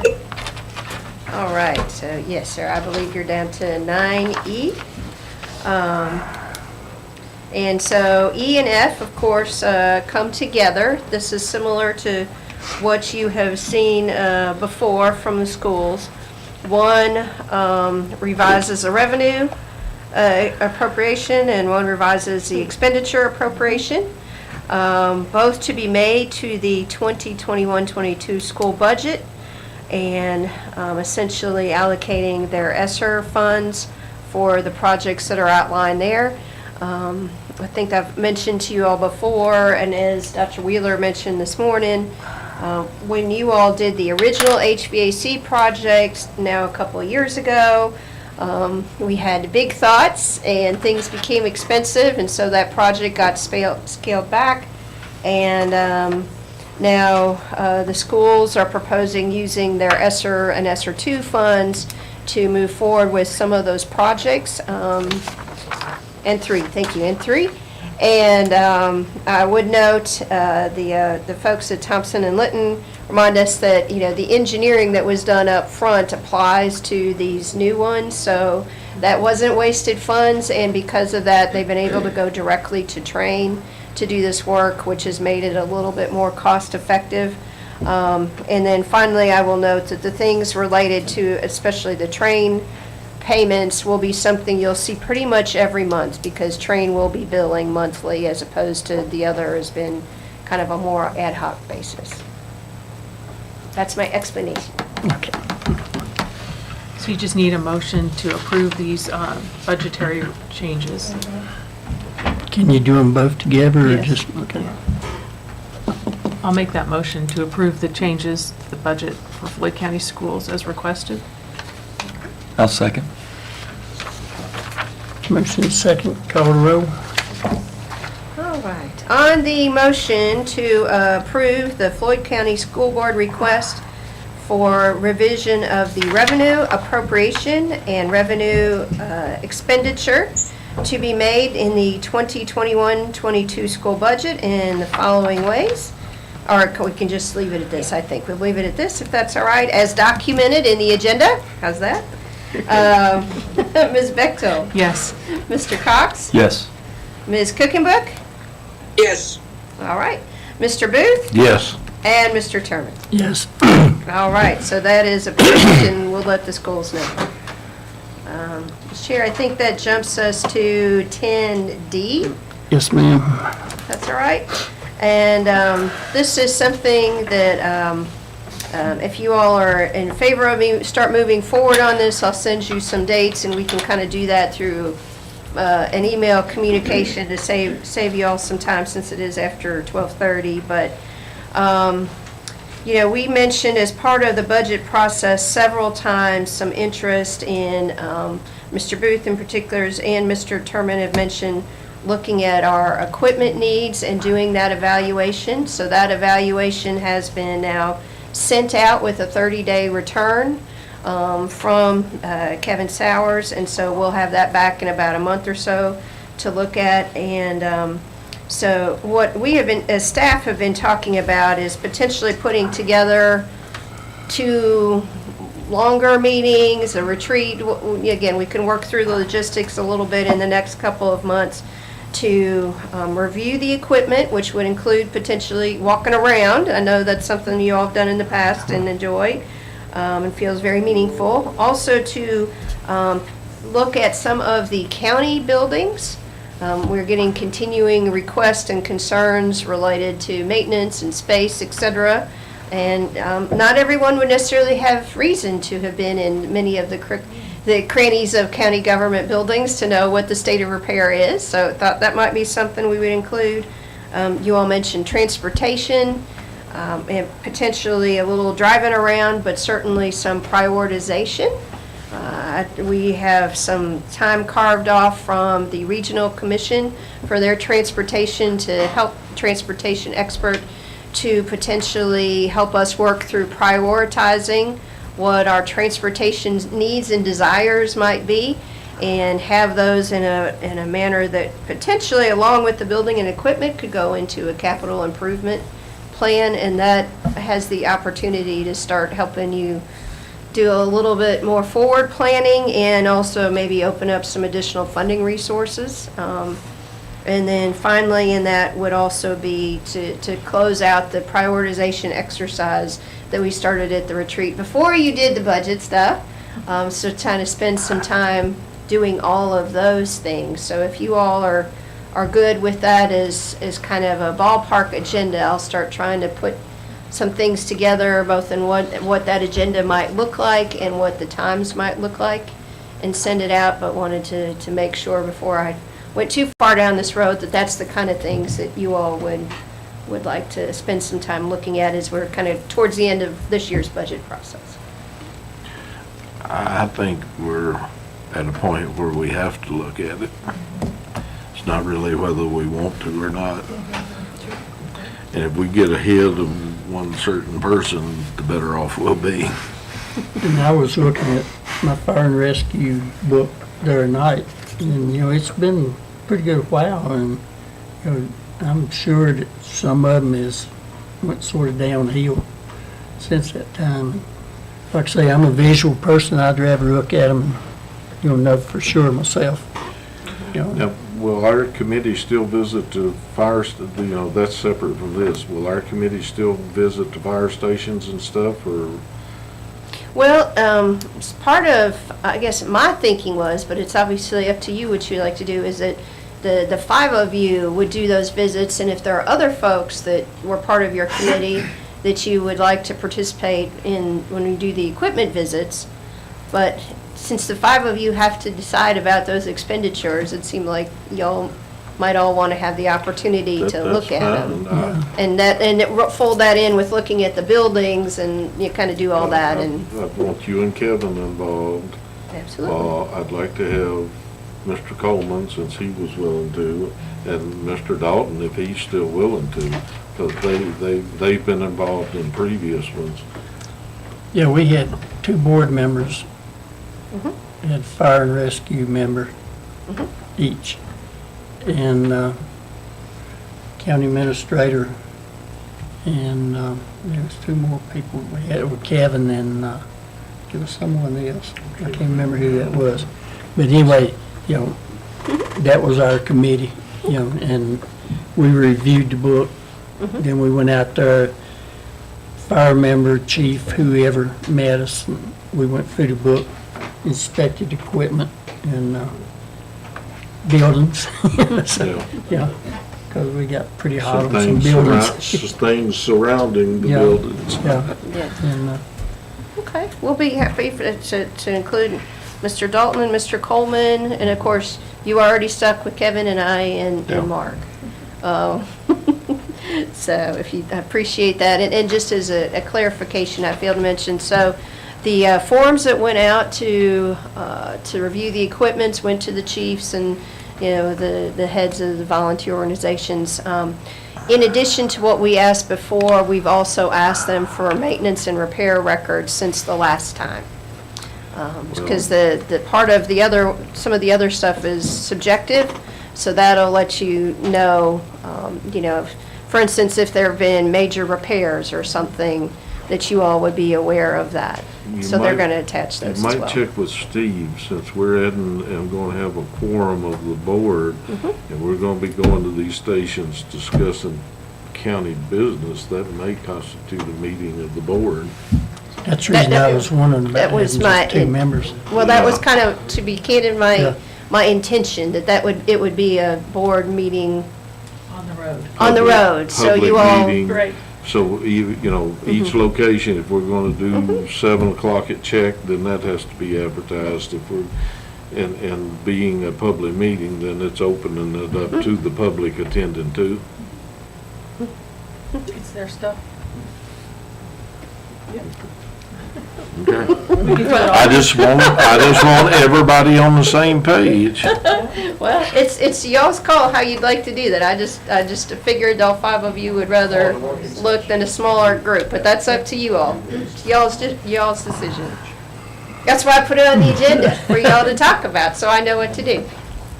And if you want to send me some thoughts afterwards, we can do that too. How's that? All right. Move along? I guess I'm being hard-hearted. I like the way it was set up before. Okay, 2 and 2 and 2. okay. Well, and, It was easier, well, you know. and I don't mean this to sound bad, but the communication flow was Specific, gotcha. more specific. Okay. I mean, I understand what you're trying to do, and I think at some point, yes, I think we ought to have a committee like we had, at least for the equipment. Now, if you want to expand something to buildings with that committee, that's fine. Then, but that doesn't preclude at a later date, this group saying, all right, we want to go down there and see this particular thing, or we want to see that particular thing. I think on the Fire and Rescue Equipment Committee, if we could set it up like we had it originally, Okay. and then when we move into the buildings, that's where the whole board needs to be involved. That sounds great. That's what you like. Because that's where the big money's going to be. Yeah, I don't know. yeah. Well, I won't bring it up because you said you'd shoot me, but there's one thing we'll have to talk about as a group. You said you didn't want me to bring up, but I will. Yeah. No. No, yeah, you just picked up where it was, didn't you? Yeah. Let's move on to 11. Okay. So I, 30 years from now, I'll be 103, you can have all you want. So to clarify, so we'll do the equipment as the committee, but then that information will come back to you all in addition to you all as a group, but walking around to the buildings. And then maybe we would do, of course, the prioritization and transportation. I assume you would want all of you. Yeah, I think that would be. That sounds good. Okay. See, in the past, when we And- come back and we sort of updated the other board members, Right. then when a piece of equipment need to be replaced, then, we could show them our books and say, this is what we saw. And, I think Kevin provided us with the notebooks and copies of what Yes. each station did, so. Yeah, we should get those back hopefully in the next 3-4 weeks from everyone. so it should be like 2 board members, Jeff and Justin, Kevin and you, Okay, but this way it should be set up. got it. Okay. Will do.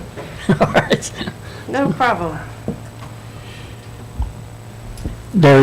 Well, Kevin knows what I won't bring it up. Okay, Kevin and I'll talk later. Kevin knows the one that drags his feet and will Gotcha. not cooperate. Okay, So Noted. he knows who it is and you need to punch him, you know what I'm saying? Okay. So if you want your equipment, you better be playing ball with us. That's right. So, That's right. all right, that's the end of that. That's it. Thank you, sir. All righty, so now these people that's been waiting for eternity, we'll give them a chance. So, before I open that up, I'll read my handicapping statement. It is the intent that all persons attending the meeting of the board, regardless of handicapping conditions, shall have an opportunity to participate. If any person present requires any special assistance, please let the board know that in order that arrangements can be made. I'll open the floor for public comment. Limit your comments to 4 minutes. State your name, the district you're from. This is a one-way conversation on public comment. If you have questions later, you can send them to staff or call a board member, and we will get the answer for you if it's possible. So with that, I'll open the floor to public comment. I could have to stretch a little bit. You will not wear me down. Floyd Fest. And Now, everybody's mind's that check. I'm referring to an article from the Roanoke Times dated 6/13/22. It was in the RoanokeTimes.com entertainment music Floyd Fest move to a permanent location search, if you want to look at it. So since the cow is out of the barn, I'd say the tie-dye cow more specifically, regarding Floyd Fest, looking at this press release, Floyd Fest states they've been working with local and state officials regarding the check location for quite some time. How long have they been working with local county people? Another question I got is, the county elected and appointed staff dealing with Floyd Fest issues consult counsel, call the Ethics and Conflict of Interest Department in Richmond to confirm there were no issues? From the Roanoke Times article dated, I have right here, June 13th, 22, it appears that this effort began some time ago and at its early stages around 2017. It's in this article here. I quote, even as the Floyd Fest Brain Trust works towards this year's event, work rolls on a parallel track with the county, state, and federal agencies, as well as utilities on permitting and planning. This doesn't happen over a month. Interesting that all the press releases to date only address the business concerns of Floyd Fest, but no mention of the neighbors' concerns. Again, Floyd County citizens are second class to the movers and shakers. Personally, when I was on the EDA board up here, I many times wondered when it was stated in meetings that that business or this or whatever business is not a good fit for Floyd County. Now I know what a good fit is for Floyd County. I'd like to thank you.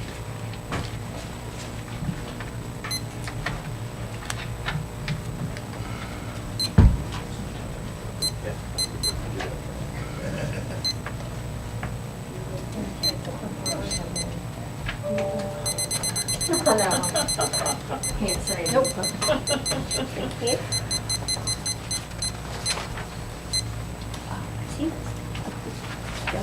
And I got my little timer too. So Kirsten Vest, Locust Grove District. You're going to get used to seeing myself and my husband and quite a few of us from the Czech area over Floyd Fest.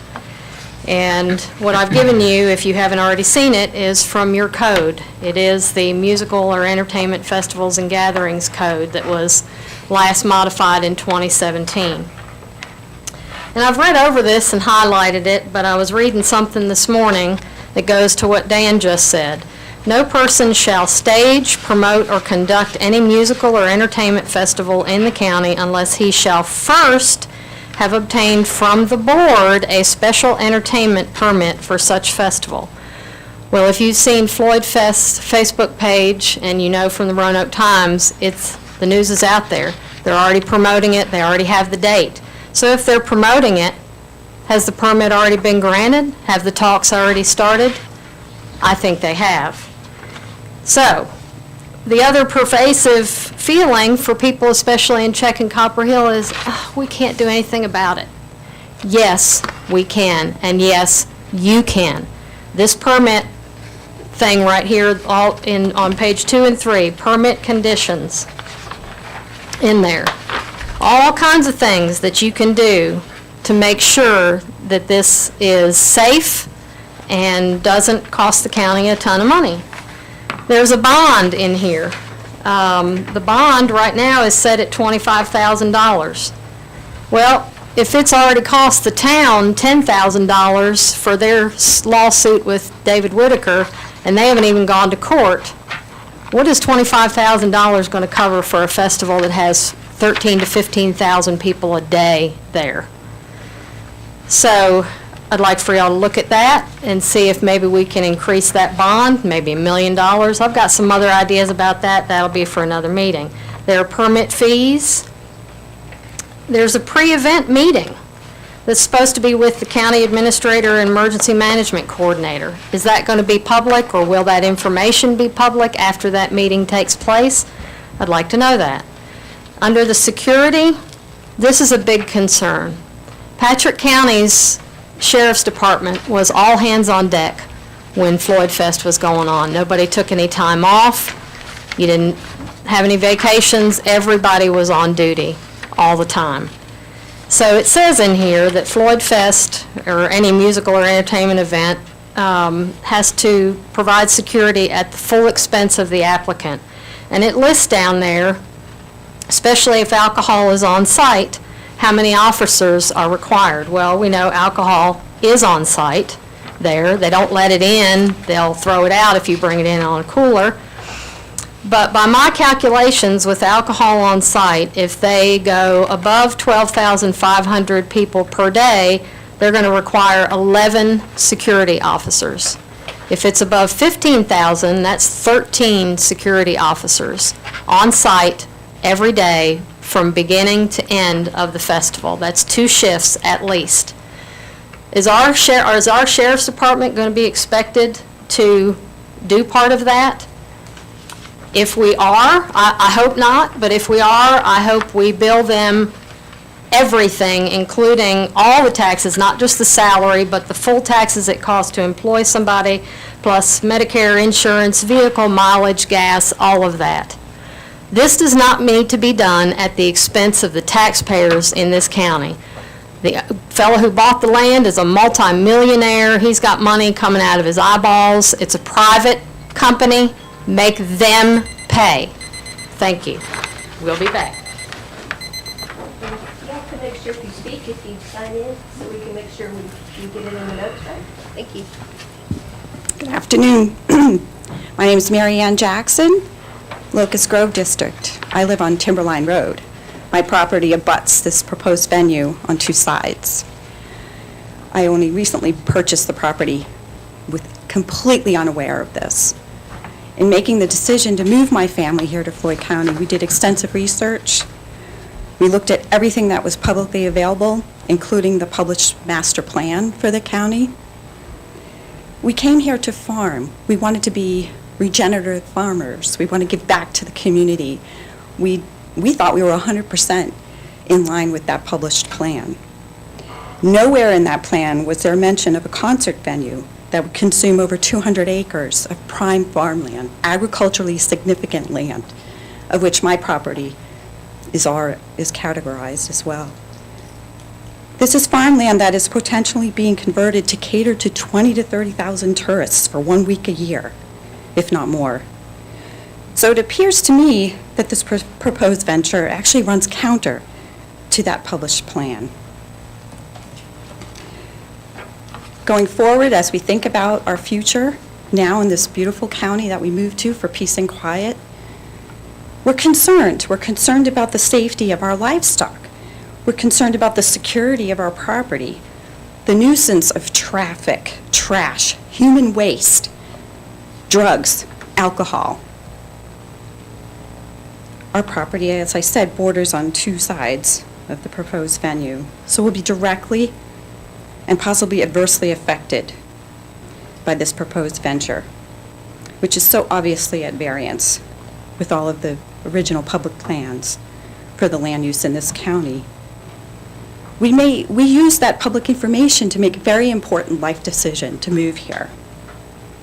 So can we rely on any public information? Can we rely on what you're going to tell us or how that is going to be used? We'd like to be part of the conversation. We want to know that things like 11 or 13 security people, if they're at that venue, does that mean if something happens to me, no one will come and help me so that these drunk tourists can be helped? That's unacceptable. So I'm just here to voice my concerns, and I hope that we can work together going forward. Thank you.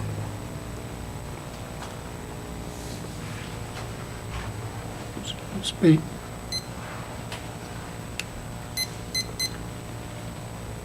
Is you going to speak? No, this is fine. Okay, all right.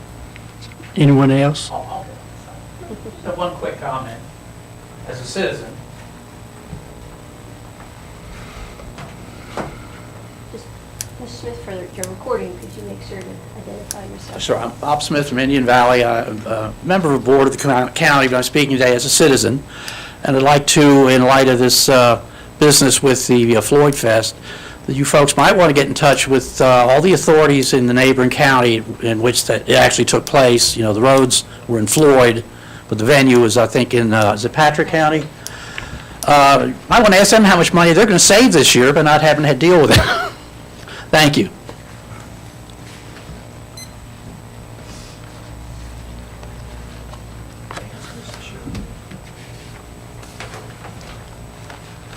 Anyone else? Declare the public comment period over.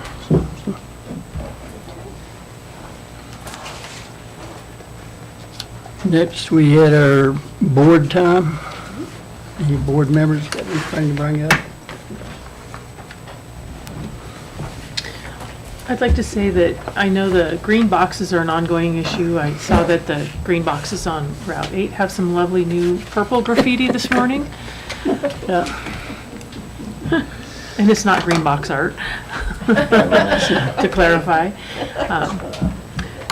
With the ongoing concerns and increasing complaints, I think it's time to start really looking at the convenience centers, seeing if there's land that we can purchase from any of these property owners who currently have green box sites to maybe expand and do convenience centers, because I know our county properties are limited, but I don't see the green box issues resolving or improving anytime soon, especially with in view of our latest complaint.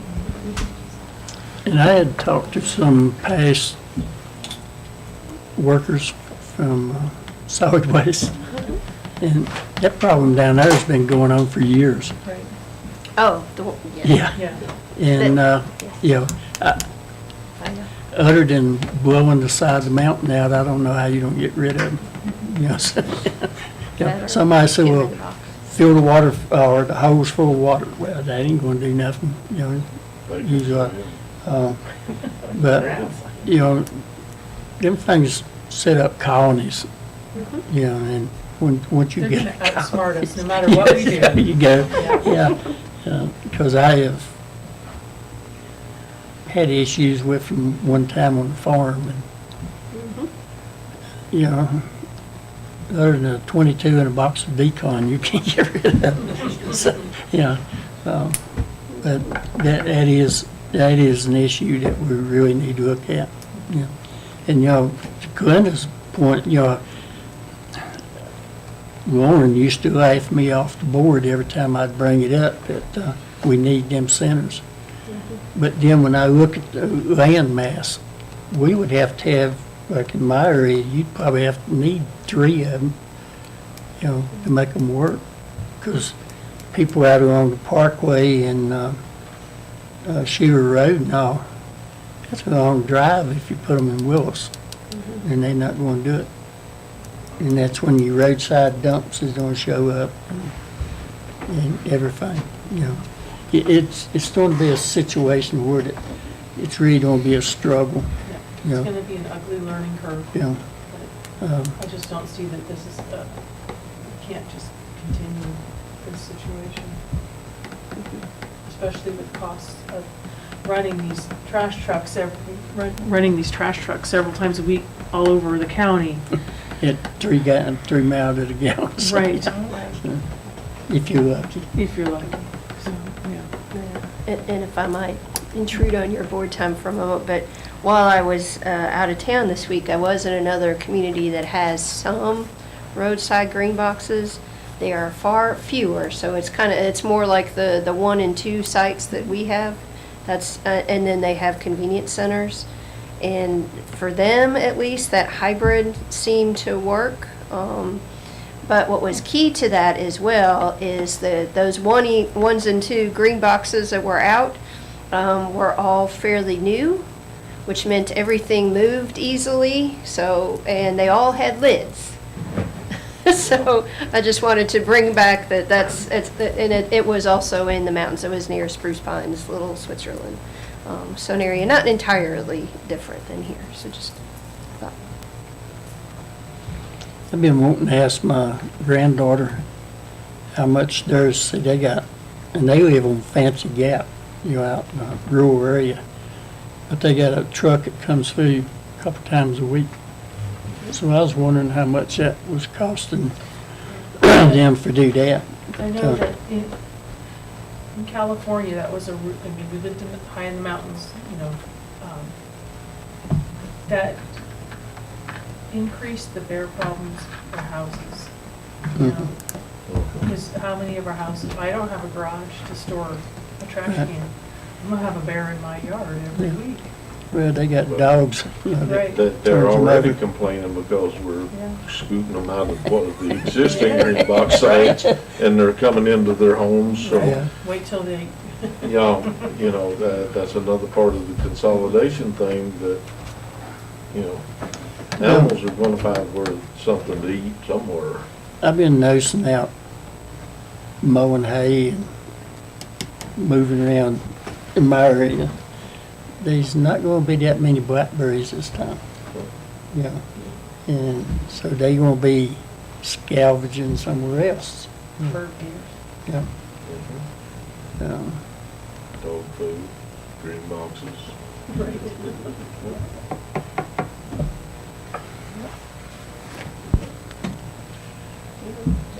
You got anything, you Well, got anything? I was gonna just follow up, do you know if they had to put some gravel down at the Greenbox site across from Dollar General? I'd made a request on. So, yeah, I made Mr. Bolt aware of your request, and so that is on their agenda. Fortunately, we now we will be this week pretty much fully staffed, so then we'll be able to get to that. So it hasn't been done yet, but it is on their agenda as soon as we have enough people to get it out there. And we have some thoughts about where to get some. Locust Grove district? Fair enough. All right, we'll make sure to move it very high Thank on you. Mr. Bolt's list. Okay. It's a sign, courtesy of Floyd Fest.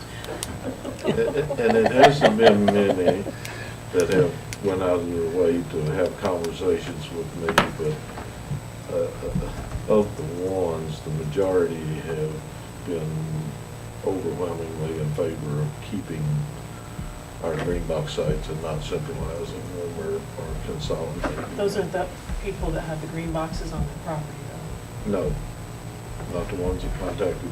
Right.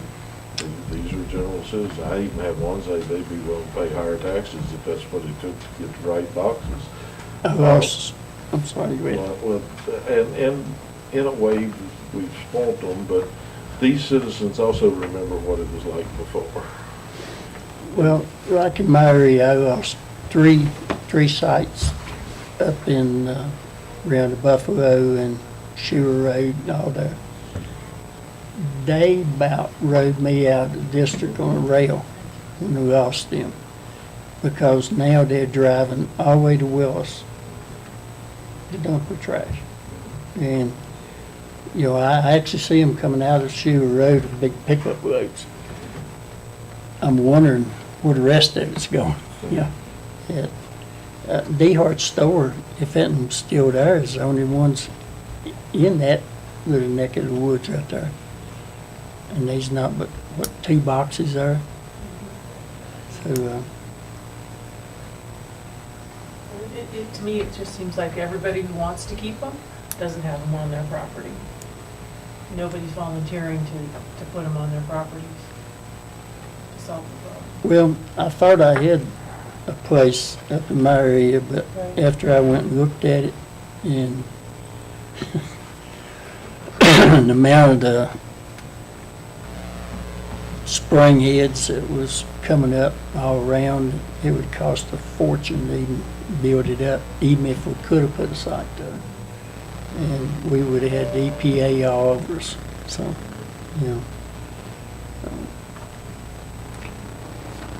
if I went to Mr. Cox's point too about the gravel, those ones I was telling you that were the ones the twos did work well, they did have very large gravel, new boxes and very large gravel underneath them, and that helped with a lot of the other issues. So even keeping them was not cheap for them, but that did seem to be. But you're right, that is very important to making this work.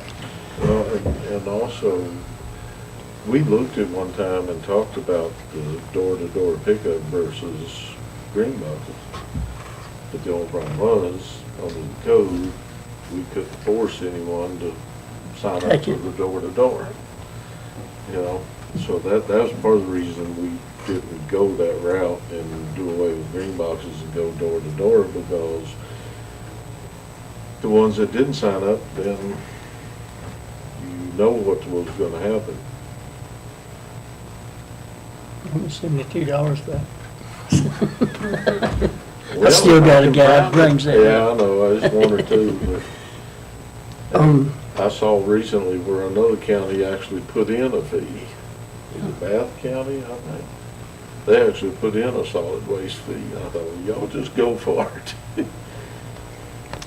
The convenience center on 100, I always look at it when I go to the regional jail meeting. And I've figured out that the reason that didn't work so well, right there in Patterson and, I was trying to think what the other name was, but, you know, it's right there on 100. You've got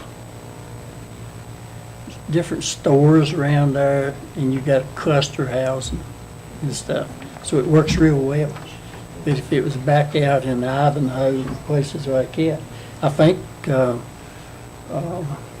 Ronnie Collins, supervisor in Carroll County in his district in Cana, he's got them out there on Fancy Gap now. But still, people are using door-to-door, you know. So, I don't know, it's something that we'll have to just keep wrestling with and see what we can come up with. So, nobody's got anything else, we'll move on down to our administrator's report, so. We're done. But I will be brief, but these are a couple of things that you've been, we've been kind of kicking around for a while. So you will see in your packet a proposal from the company that we've been talking to a little bit about what is recommended for you to potentially consider related to playground equipment. And so the particular one that they suggested that's on sale, it's about 30 or 40% off, I think, if we buy it this month. The playground equipment itself cost about $48,000, which of course we had proposed, if you wanted to move forward on this, that ARPA might be a good source of funds for that. There would be additional installation and shipping cost related to that. And so I think where our recreation director and I are is like, that's kind of to give you a sense of what, even on sale, kind of where we're looking. And so if that's a reasonable price point for you all, if you would like us to move forward, if you want a different price point, I think, just my opinion is, if you get much smaller than that, I'm afraid you're not really going to be able to, then what's on there, you may not have enough for the folks that are there. Is that under correspondence, or? It's in correspondence, and it says July board packet, REC. And then scroll past the Word document, and you'll see pictures of what, and the I just proposal. had a question. Yes, sir. On this, and I haven't, best of my knowledge, I still haven't, unless it's somewhere in here. And I see the draft designs for, if I read it correctly in here, it's talking about equipment from 5-year-old to 12-year-old, is that correct? Okay. So are we looking at doing something else for the under 5-year-old, or, I've been up there and I've seen what we got. We never did get the little seats fixed on the small playground. Okay. And you got the sandbox, and last I knew, the seats have been going off it for a year or better. What are we, I mean, we've sandwiched it into the 5 to 12-year-olds, but what about the others? Well, I think that's the kind of guidance that we're looking for from you all. So if you could give us, you know, based on this is a starting point, what we sent you, let us know, like you would like to make sure there's some, at least something there for some of the smaller younger children, then we can go back, Jacob and I can go back to the vendor and say, okay, this is still about our price point, but we want to make sure we have Well, this. I mean, well, the total price of everything now is 75, where we were originally estimating 60, is that correct? Now, that includes all installation, everything involved with installation? That is my understanding, but I haven't seen it all in writing yet. so- Except for the ground preparation and. As far as grading or, And but mulch or whatever we put around the equipment. I think this is this installation is of the just equipment the only. installation of the equipment, which would include, if you're cementing a support pole in, that includes that, all of that. And we have been in touch with the scouts about maybe helping us, not with the, you know, some of for insurance purposes, obviously, some of that they can't help us with, but some of the things like Ms. Bechtold was mentioning, you know, they could help us with that. Or we'll have to use our maintenance staff or whatever as far as dismantling a lot of it. Just,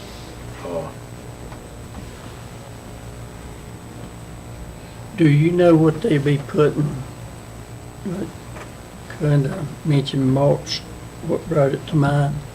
What they be putting around them, will it be mulch? Not sure. That's all Because, you part know, of the design. I know, Tires, mulch. that's what I was gonna Yeah, say. something like that. Yeah. The mulch.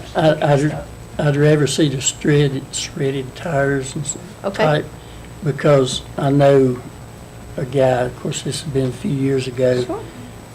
His child was up there playing and stuck a piece of mulch in its foot, and it got really infected. And it cost him a lot in doctor bills. Okay. So, I'm doing more research. I think it is time for us to replace this equipment. I would like to make sure, though, that if we use whatever the landing substance is, it's not a dark color, so it's not burning hot in the summertime, and the colors of the equipment Which is what you get with the shredded right. tires. But I've seen some that are brown. So, But yeah, that all of our colors are cool summer, lighter to stay cool in the summertime. and I've seen at some of these parks and stuff, it's a rubberized, I guess, but it's interconnecting, you know. sort of like the mats you put in barns and Yeah. stuff. But, Yeah. and there's some kind of cushion to it. I mean, Right. when you walk on it, you can feel the cushion. Now it's gonna be more expensive, I'm Yes. sure. than It also mulch. won't go away and But run away in it the rain. doesn't, it doesn't wash away, it doesn't Right. run away. Maintenance is, Right. you know. That's what I was seeing where I was over the weekend. And I was told that, you know, like where kids come down at the end of the slide, that wears out. Well, you don't have to replace the whole unit. They've got a way of going in there and replacing just sections and tying it back together, and it, you know. But, you know, that's a possibility as well. And I know I've seen it, like in light red, it has all different colors in it. Right, it looks like shredded wood mulch, but it's not But a it's wood. not a wood product. If it's the same stuff I seen, it snaps together like a jigsaw puzzle. And it don't move. No, this is like it's poured or something. You know, how like at some of the old church floors, the basement floors, they go in, they put that paint down with the chips, and that's kind of what it looked like. Oh, okay. You know, and you don't see any seams. I'm sure there's seams in it, but, and I know it's expensive, but in the long run, if you're looking long term, by the time you do the maintenance and replacing the stuff and whatever, I don't know if you're not better to go ahead and bite the bullet the first time. It's less expensive. It's an investment in preventing a lawsuit. Basically. But, you know, so we're addressing up to the 10 to the 12-year-olds from 5 to 12s, but, and I'm fine, I'm not crazy about spending 75,000, but if that's what it is, that's what it is, but I think we need something to address the other one too. Okay. Yeah, I think we need a little younger than that, even if it's just one of them ducks that can sit on right, because there's gonna be some unhappy kids if Well, mama I've says that. seen, I know 3 and 4-year-olds up there, and actually playing on what we've got. Okay. So I know they're interested, Sure. there's interest there. I was looking at this picture, if I've got it in my mind right. Are they increasing the size of the play area? Because I didn't think it was that big. Because it does take away from that one area. The student set takes away from the one area, so it kind of moves it over, so that it looks like, Oh, I mean, okay. technically, it's kind of taken away from the sandbox area where, yeah. Okay. It increases the playground area by 631 square feet. Yeah, but the sandbox part's back down here on the other side, it doesn't impact it. I thought that's what I No. spoke to.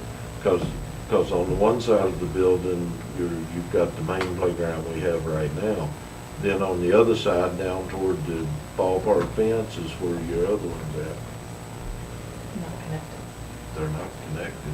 I mean, they're connected by that grass field through there, but the swings and the current sandboxes, probably somewhere in there about the corner of where you've got that third box that says 22 Floyd CP1, and where that line comes straight down, somewhere in that corner right in there is where your current sandbox is.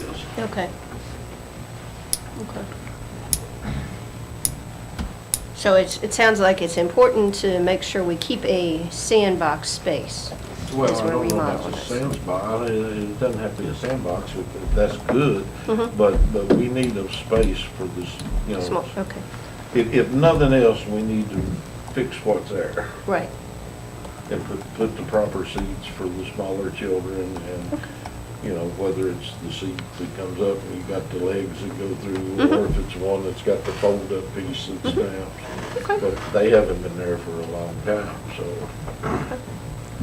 I can imagine the maintenance and upkeep on a big sandbox compared with what we have to go through with the sandbox in our play area. So, yeah. I mean, it's not that big, but I mean, it's a struggle, especially when some of the kids don't put their head back on. Yeah. So, Fair enough. Okay, well, if it's all right, we'll take those comments back, and then I'll send you some more things this next 2 weeks as we work with them, so hopefully we'll have something for you all to consider to vote on at our night meeting. You know, Because those this- sale prices work till the end of the month is all. This is fine on that, but maybe something additional since that other one down there, at least we have something for the smaller ones too. And maybe try and get it all done at one time. you still there, Linda? I keep forgetting Yes, about I it. am. We're being released, so we'll have to go to the telephone here soon. Okay, I'm sorry, I keep forgetting about you over there. So- Don't worry about it. I've been listening. I don't really have, any other comments other than, I'll wait to hear on that. I will say, on the green box situation, the one at Daniels Running, Goose Creek is at the corner of our two jurisdictions, is amazingly kept up, and just what a success that was. I'm sure there are some days when it looks awful, but I will say right now it looked amazing on Sunday when I went by. And other than that, I don't have much to add. Like I said, I have to go to the telephone now. Okay, So if somebody can take care of that for me. I think Chris is getting ready to. So,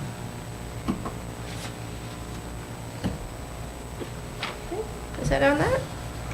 that's on that one. Okay, then I'll move on to Recreation Policy Manual. I do not have a draft in your packet, because as you'll see, I'm still writing on it. But I thought the chairman made we've had a lot of discussion about what the old policies were, and when it was under a recreation authority. And so now. Thank you.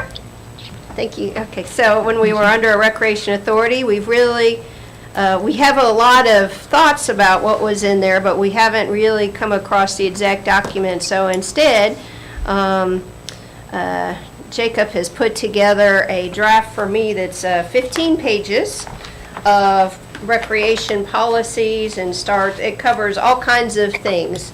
A pretty broad array, including customer service policies and how much, having to put money up front, vandalism to Mr. Booth's recurring points, what the rules are about signage around the ball field and those kind of things. So I've looked through it a couple of times, as you see, make a couple of suggestions, and didn't know we were going to try to send it to a couple of other interested parties just to get their thoughts on it. So if you have other folks you would like me to send it to once it's cleaned up a little bit, I know the two that were mentioned to me already was the mayor, since we started this as kind of an agreement with the town, and also Mr. Coleman, and I don't know if there were other folks that you all wanted to make sure, and obviously we send it around for you all to read and make suggestions and final approval, hopefully. But if you have names of folks that you think would have insights, please send them to me, and I'll be sure to put them in on the list to get their 15-page document for their review. Yeah. Oh, you know what I forgot? I wondered about Brian Harmon. I was wondering about Brian Harmon, too. Brian would be a good one. Brian Harmon? How about, Because he's big in coaching. and I don't know if she'll do it or not, but you reach out to Cheryl Allen as one of the previous directors. She might have some great insight on it. Okay. The other folks. I don't know if she will, but. Yeah, I think there's also a couple of other folks who've been kind of perennial coaches. Andrew Morris being one of those. I thought would be a good person to maybe ask about some of these things too. Who's that? The new town manager. Oh, yeah. Yes. Oh, yeah. Because I was sending him could text have last dual- night, and he Yeah. said, "Sorry, I was coaching." I was like, "Oh, coach." He could have dual insight. Yes. Yeah, he would be super great on that, too. Yeah. So if we have any women who would like to have input on this as well, I notice I only have one. But anyway, so that's where we are, so hopefully I'll have something to bring you the next meeting with some input from those folks. Yeah, I want a policy where that everybody will be on the same page, and then if there's any squabbling, you can say, right here it is. Read it. Agree to agree. And try and have rules and stuff and policies in there that alleviate squabbling. Yeah. Yep. You know? Yeah, I am getting tired of all this here squabbling going on about, who's doing what and where, I'm getting old and cranky. I like peace and quiet. Lots of luck. Yeah, it sure ain't getting no better, that's for sure. If I might, Mr. Chair, the next item I have is an ACE program update, and this is kind of a tag team between Kim and I, because she's, so I will say, we had the ACES Fair. It's been a while now, and we had folks sign up with 13 different organizations that were a part of that, and I think you all, all nonprofits or similar, schools, something like that. And as the county, we have already started utilizing some of those kids. We've got a couple of them that have been working either directly with Jacob or with some of the other volunteer organizations that have been helping us. So they have been involved in efforts to help with trails and cleaning up the rec park before and after big events and that kind of thing. We also have been working with trying to get them folded into EMS a little bit, and I'll give a separate update about EMS here in a minute. But so far we've had some involvement, but Kim can tell you we probably have we need to make sure that they all are getting active. So Kim's going to be following up with them, with everyone, not one-on-one, though. We've changed our mode because Kim has many other things to do besides chase down these kids. No. But that we'll send something out just to everybody. If you haven't started doing your hours, be sure to do that. Be sure to get your paperwork in. And Kim, I don't know if you wanted to give more specifics than that. Yeah, well, working actually, it's a great team involvement with Holly and Erica. Micah was the individual, the original contact that I had, that she worked directly with Cindy, and now it's Erica, and they have been phenomenal, but extremely engaging and definitely driving, partnership-wise with the ACE program, even up, Jacob needed a few additional people and reached out to them, sending emails out, we're already getting responses. So, I'm updating them. Those are kind of the liaison between the three of us, and we're going from there. I have a calendar, like Dr. Millsap stated, kind of send out that, hey, how's it going?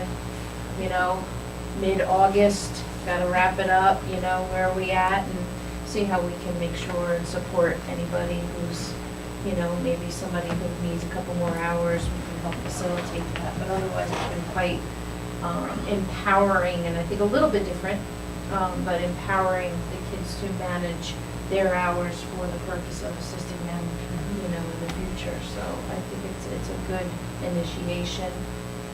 13 approved providers, which are all county, driven. I think the biggest ones, like Dr. Millsap said, is the EMS, recreation they love. They love working at the high school as well, especially with the maintenance, the schoolyard and things of that nature.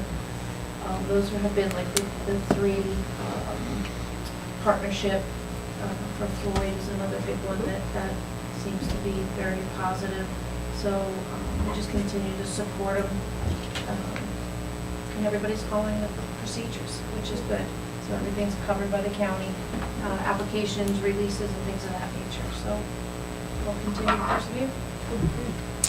Did I dream it, or y'all said we had 17 unions this year? Correct. And we've got 166. Within year 1 and 2, that is correct. I tell you what, that just does me so much good. Because there's 166 that's finally getting an education that otherwise they wouldn't got. I always figured if you get one or two, you paid for it. But when you get that many, it's. I think there's 17 or 18 that are brand new, so that's nice. And a lot of that is, layover from, finishing up their hours and things of that nature. A lot of them have already completed their hours, but they still fall into that year 1 and 2. And that's it. I was afraid we were going to see it fall off with their Me too. new guidelines, but we're hanging in there. Yeah. That's right. I wish them two people that told me it wasn't worth it, and it's just the government's way of making sure everybody went to college, or New River's increasing their enrollment. I go, So, Well, and we'll see more return too. And absolutely. Absolutely.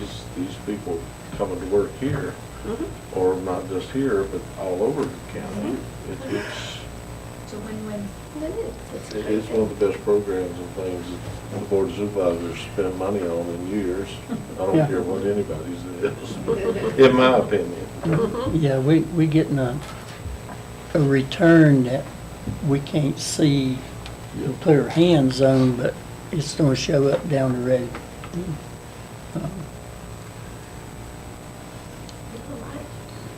So the final things that I have are actually all good things. So I thought that would be a nice, and next to EMS and solid waste and rec, isn't that great?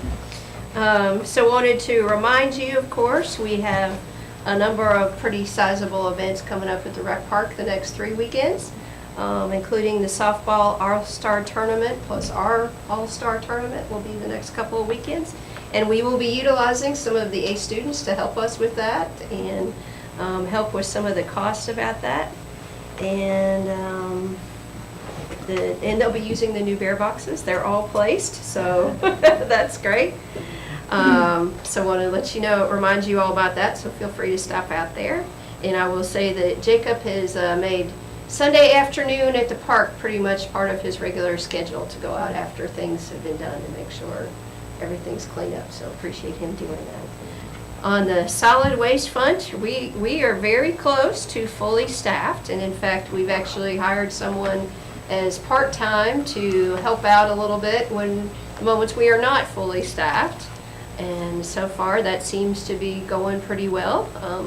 Cheryl's reporting things that all the new folks are working out pretty well, and so that's been really, really positive. So that's been wonderful. And then finally, we have several personnel updates related to EMS. We have several new hires there as well, both full-time and part-time. I will tell you, these folks get we've moved to doing a skills test in addition to an interview with them. And it is a pretty serious skills test. So for people to get an offer, in addition to being personable and having a good record in those things, they have to show us their skills. And so that's been a good move. Also related to EMS, we did Marty with the workforce board did a series of 2 Zoom calls with all of the jurisdictions that were interested in both our region and the Mount Rogers region related to EMS, about getting them engaged in helping us getting a program together for EMS that would be supported by all the jurisdictions in terms of we would be sending people there. And so that seems to be moving forward. And both myself, Kevin, and our new person at EMS, and Barry was on the call, and Brittany Crisenberry, I believe, were all on the call at different times. So we're all very engaged. And related to that, I did go to the high school for some other things and sat down and met with Barry Hollingsworth for a while. And we kind of put together a plan for starting in the fall to have some informational programs and a little bit of after-school kind of things to start trying to bring some of those kids in that might be interested in EMS. Apparently, we currently, during the school year, had about 5 students that were fire volunteers, and they leave the school building and go, if there's a fire, and so they're thinking some of those kids and their friends might find this of interest, and they felt very confident we'd be able to find some folks that would be interested in starting down that path through them. And Barry was particularly, as you all know him, very excited about finding one more path for kids, just like you were talking about with ACEs. And then the final news is this morning, we interviewed yesterday, made an offer, and it was accepted this morning to have a new operations manager for EMS. That is Dustin Thomas, and Dustin has been with us for a couple of years, but he has several years experience in addition to that. He has his paramedic certification and has an associate's degree in the related field, and a large number of additional certifications like pediatric cardiac certifications, some of those specialties that, particularly given the distances in Floyd, are really, really important, and has, in our opinion, a really good perspective on management. He has had a previous job where he got to go from being a peer to managing his peers, and so talked to us about what he learned out of that, good and bad, because that'll be one of his challenges, but we're very, very excited about that. So that's kind of my highlight of my week. So with that, I think that is all I have on my report. Mr. Chairman? Yes. Yes, if I may say something here? Yes. Yeah, while I'm in service. Yeah, I think that's great news. I want to say our EMS have just been amazing the last few weeks. And it's so great to hear that we're staffed almost, that we're getting towards full staff, and our solid waste is doing the same. Kudos goes out to you, Dr. Millsaps, and your staff for kind of just staying focused and making it happen. I just think it's slowly but surely, we're working in the right direction, and I really, really appreciate that very much. Thank you.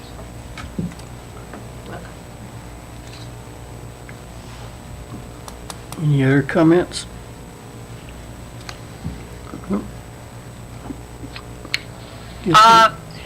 I just don't have a whole lot right now. I just, I'll have a regional commission meeting next week, and I'll have some more information from that. But no, I'm just very satisfied with how well our staff is working towards pulling everything together and getting us fully staffed on our ancillary, areas such as solid waste and EMS. So thank you, Mr. Chairman. So that moves us down to budget approval of FY23, but I wasn't aware, until Jerry brought it up this morning, it really hasn't been finalized, the state. So we may have to wait till our night meeting to look at that. Well, and also I hadn't heard what Brian had heard about that the governor's talking about tinkering with it. Yeah. So. Yeah, I hadn't heard that either, so I guess we have to put that on the back burner till the next meeting. I think that's prudent. Well, and by that time, I know Kim and the sheriff had some initial conversations, and of course I've talked to Dr. Wheeler, but then we can close in a little bit more. And again, Dr. Wheeler's been pretty clear about they are not moving their ask. Of course, what you choose to give them is up to you, but they're not moving their ask. And then Brian and I'll talk a little bit through their budget. I suspect that it's pretty close, like I said, with the exception of, I think the dispatch might be a little, that's not a huge move. And then you all had mentioned something about fuel. Yeah, well, Dr. Wheeler said actually they didn't get what they thought they was going to get. That, they got shortchanged again, and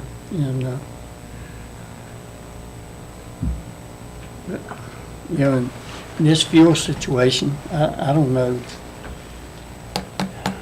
with Brian's outlook and, what solid waste is going to be. And I don't know how the school's going to figure out their, of course, I've been hearing a rumor that they was talking about 3 days bus run, 2 days virtual. Have y'all heard that? Yeah, I'd heard that they were playing with the idea of. I thought the governor said that school attendance days need to be in person to meet the budget. I'm sorry? I thought I had heard that Youngkin had said to meet the budget attendance requirements, they need to be in-person days. Okay. Right. So I these think, don't localities hold me that's on trying to do that's Right.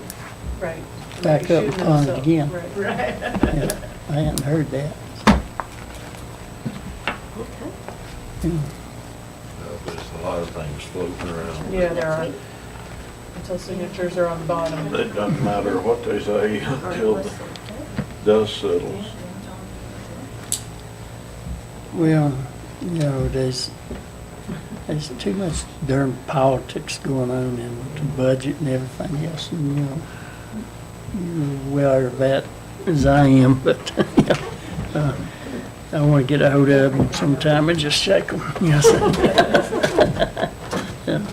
So do I take it from that, Mr. Chair, you want to adjourn until your next meeting, regularly scheduled meeting, and at that time you would take a vote on the budget?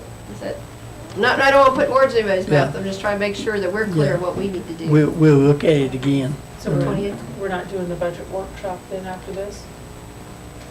We can't really until, well. We don't have anything much Right. more to add, put Right. it that way. Right. I mean, you all are welcome. But until We'll we hang have the with state you. budget. Well, what about our 3:30 appointment? Can he move that up? I can go check.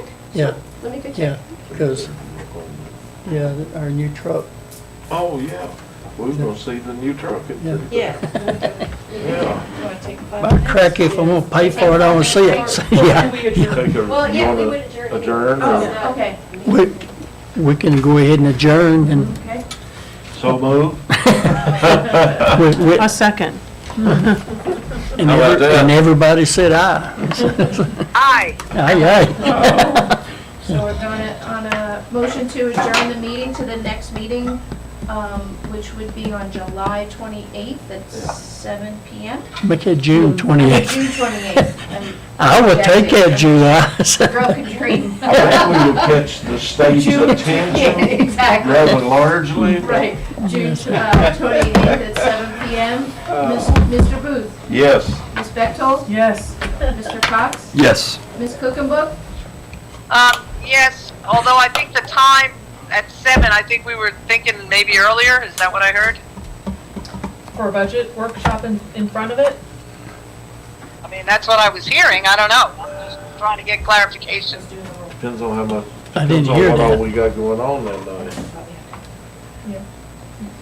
It sounds like the chatter Give me is, that. Linda, we might need a budget workshop before our night meeting, Yeah. depending on what the state does. Let Joe call. Gotcha. That same day, yes. Yeah. Yeah, it's just do it at 7, and if we need a workshop, I'll call a special meeting for the workshop. All right. Okay, sounds great. and then Mr. Turner. Yes. We'd already passed time.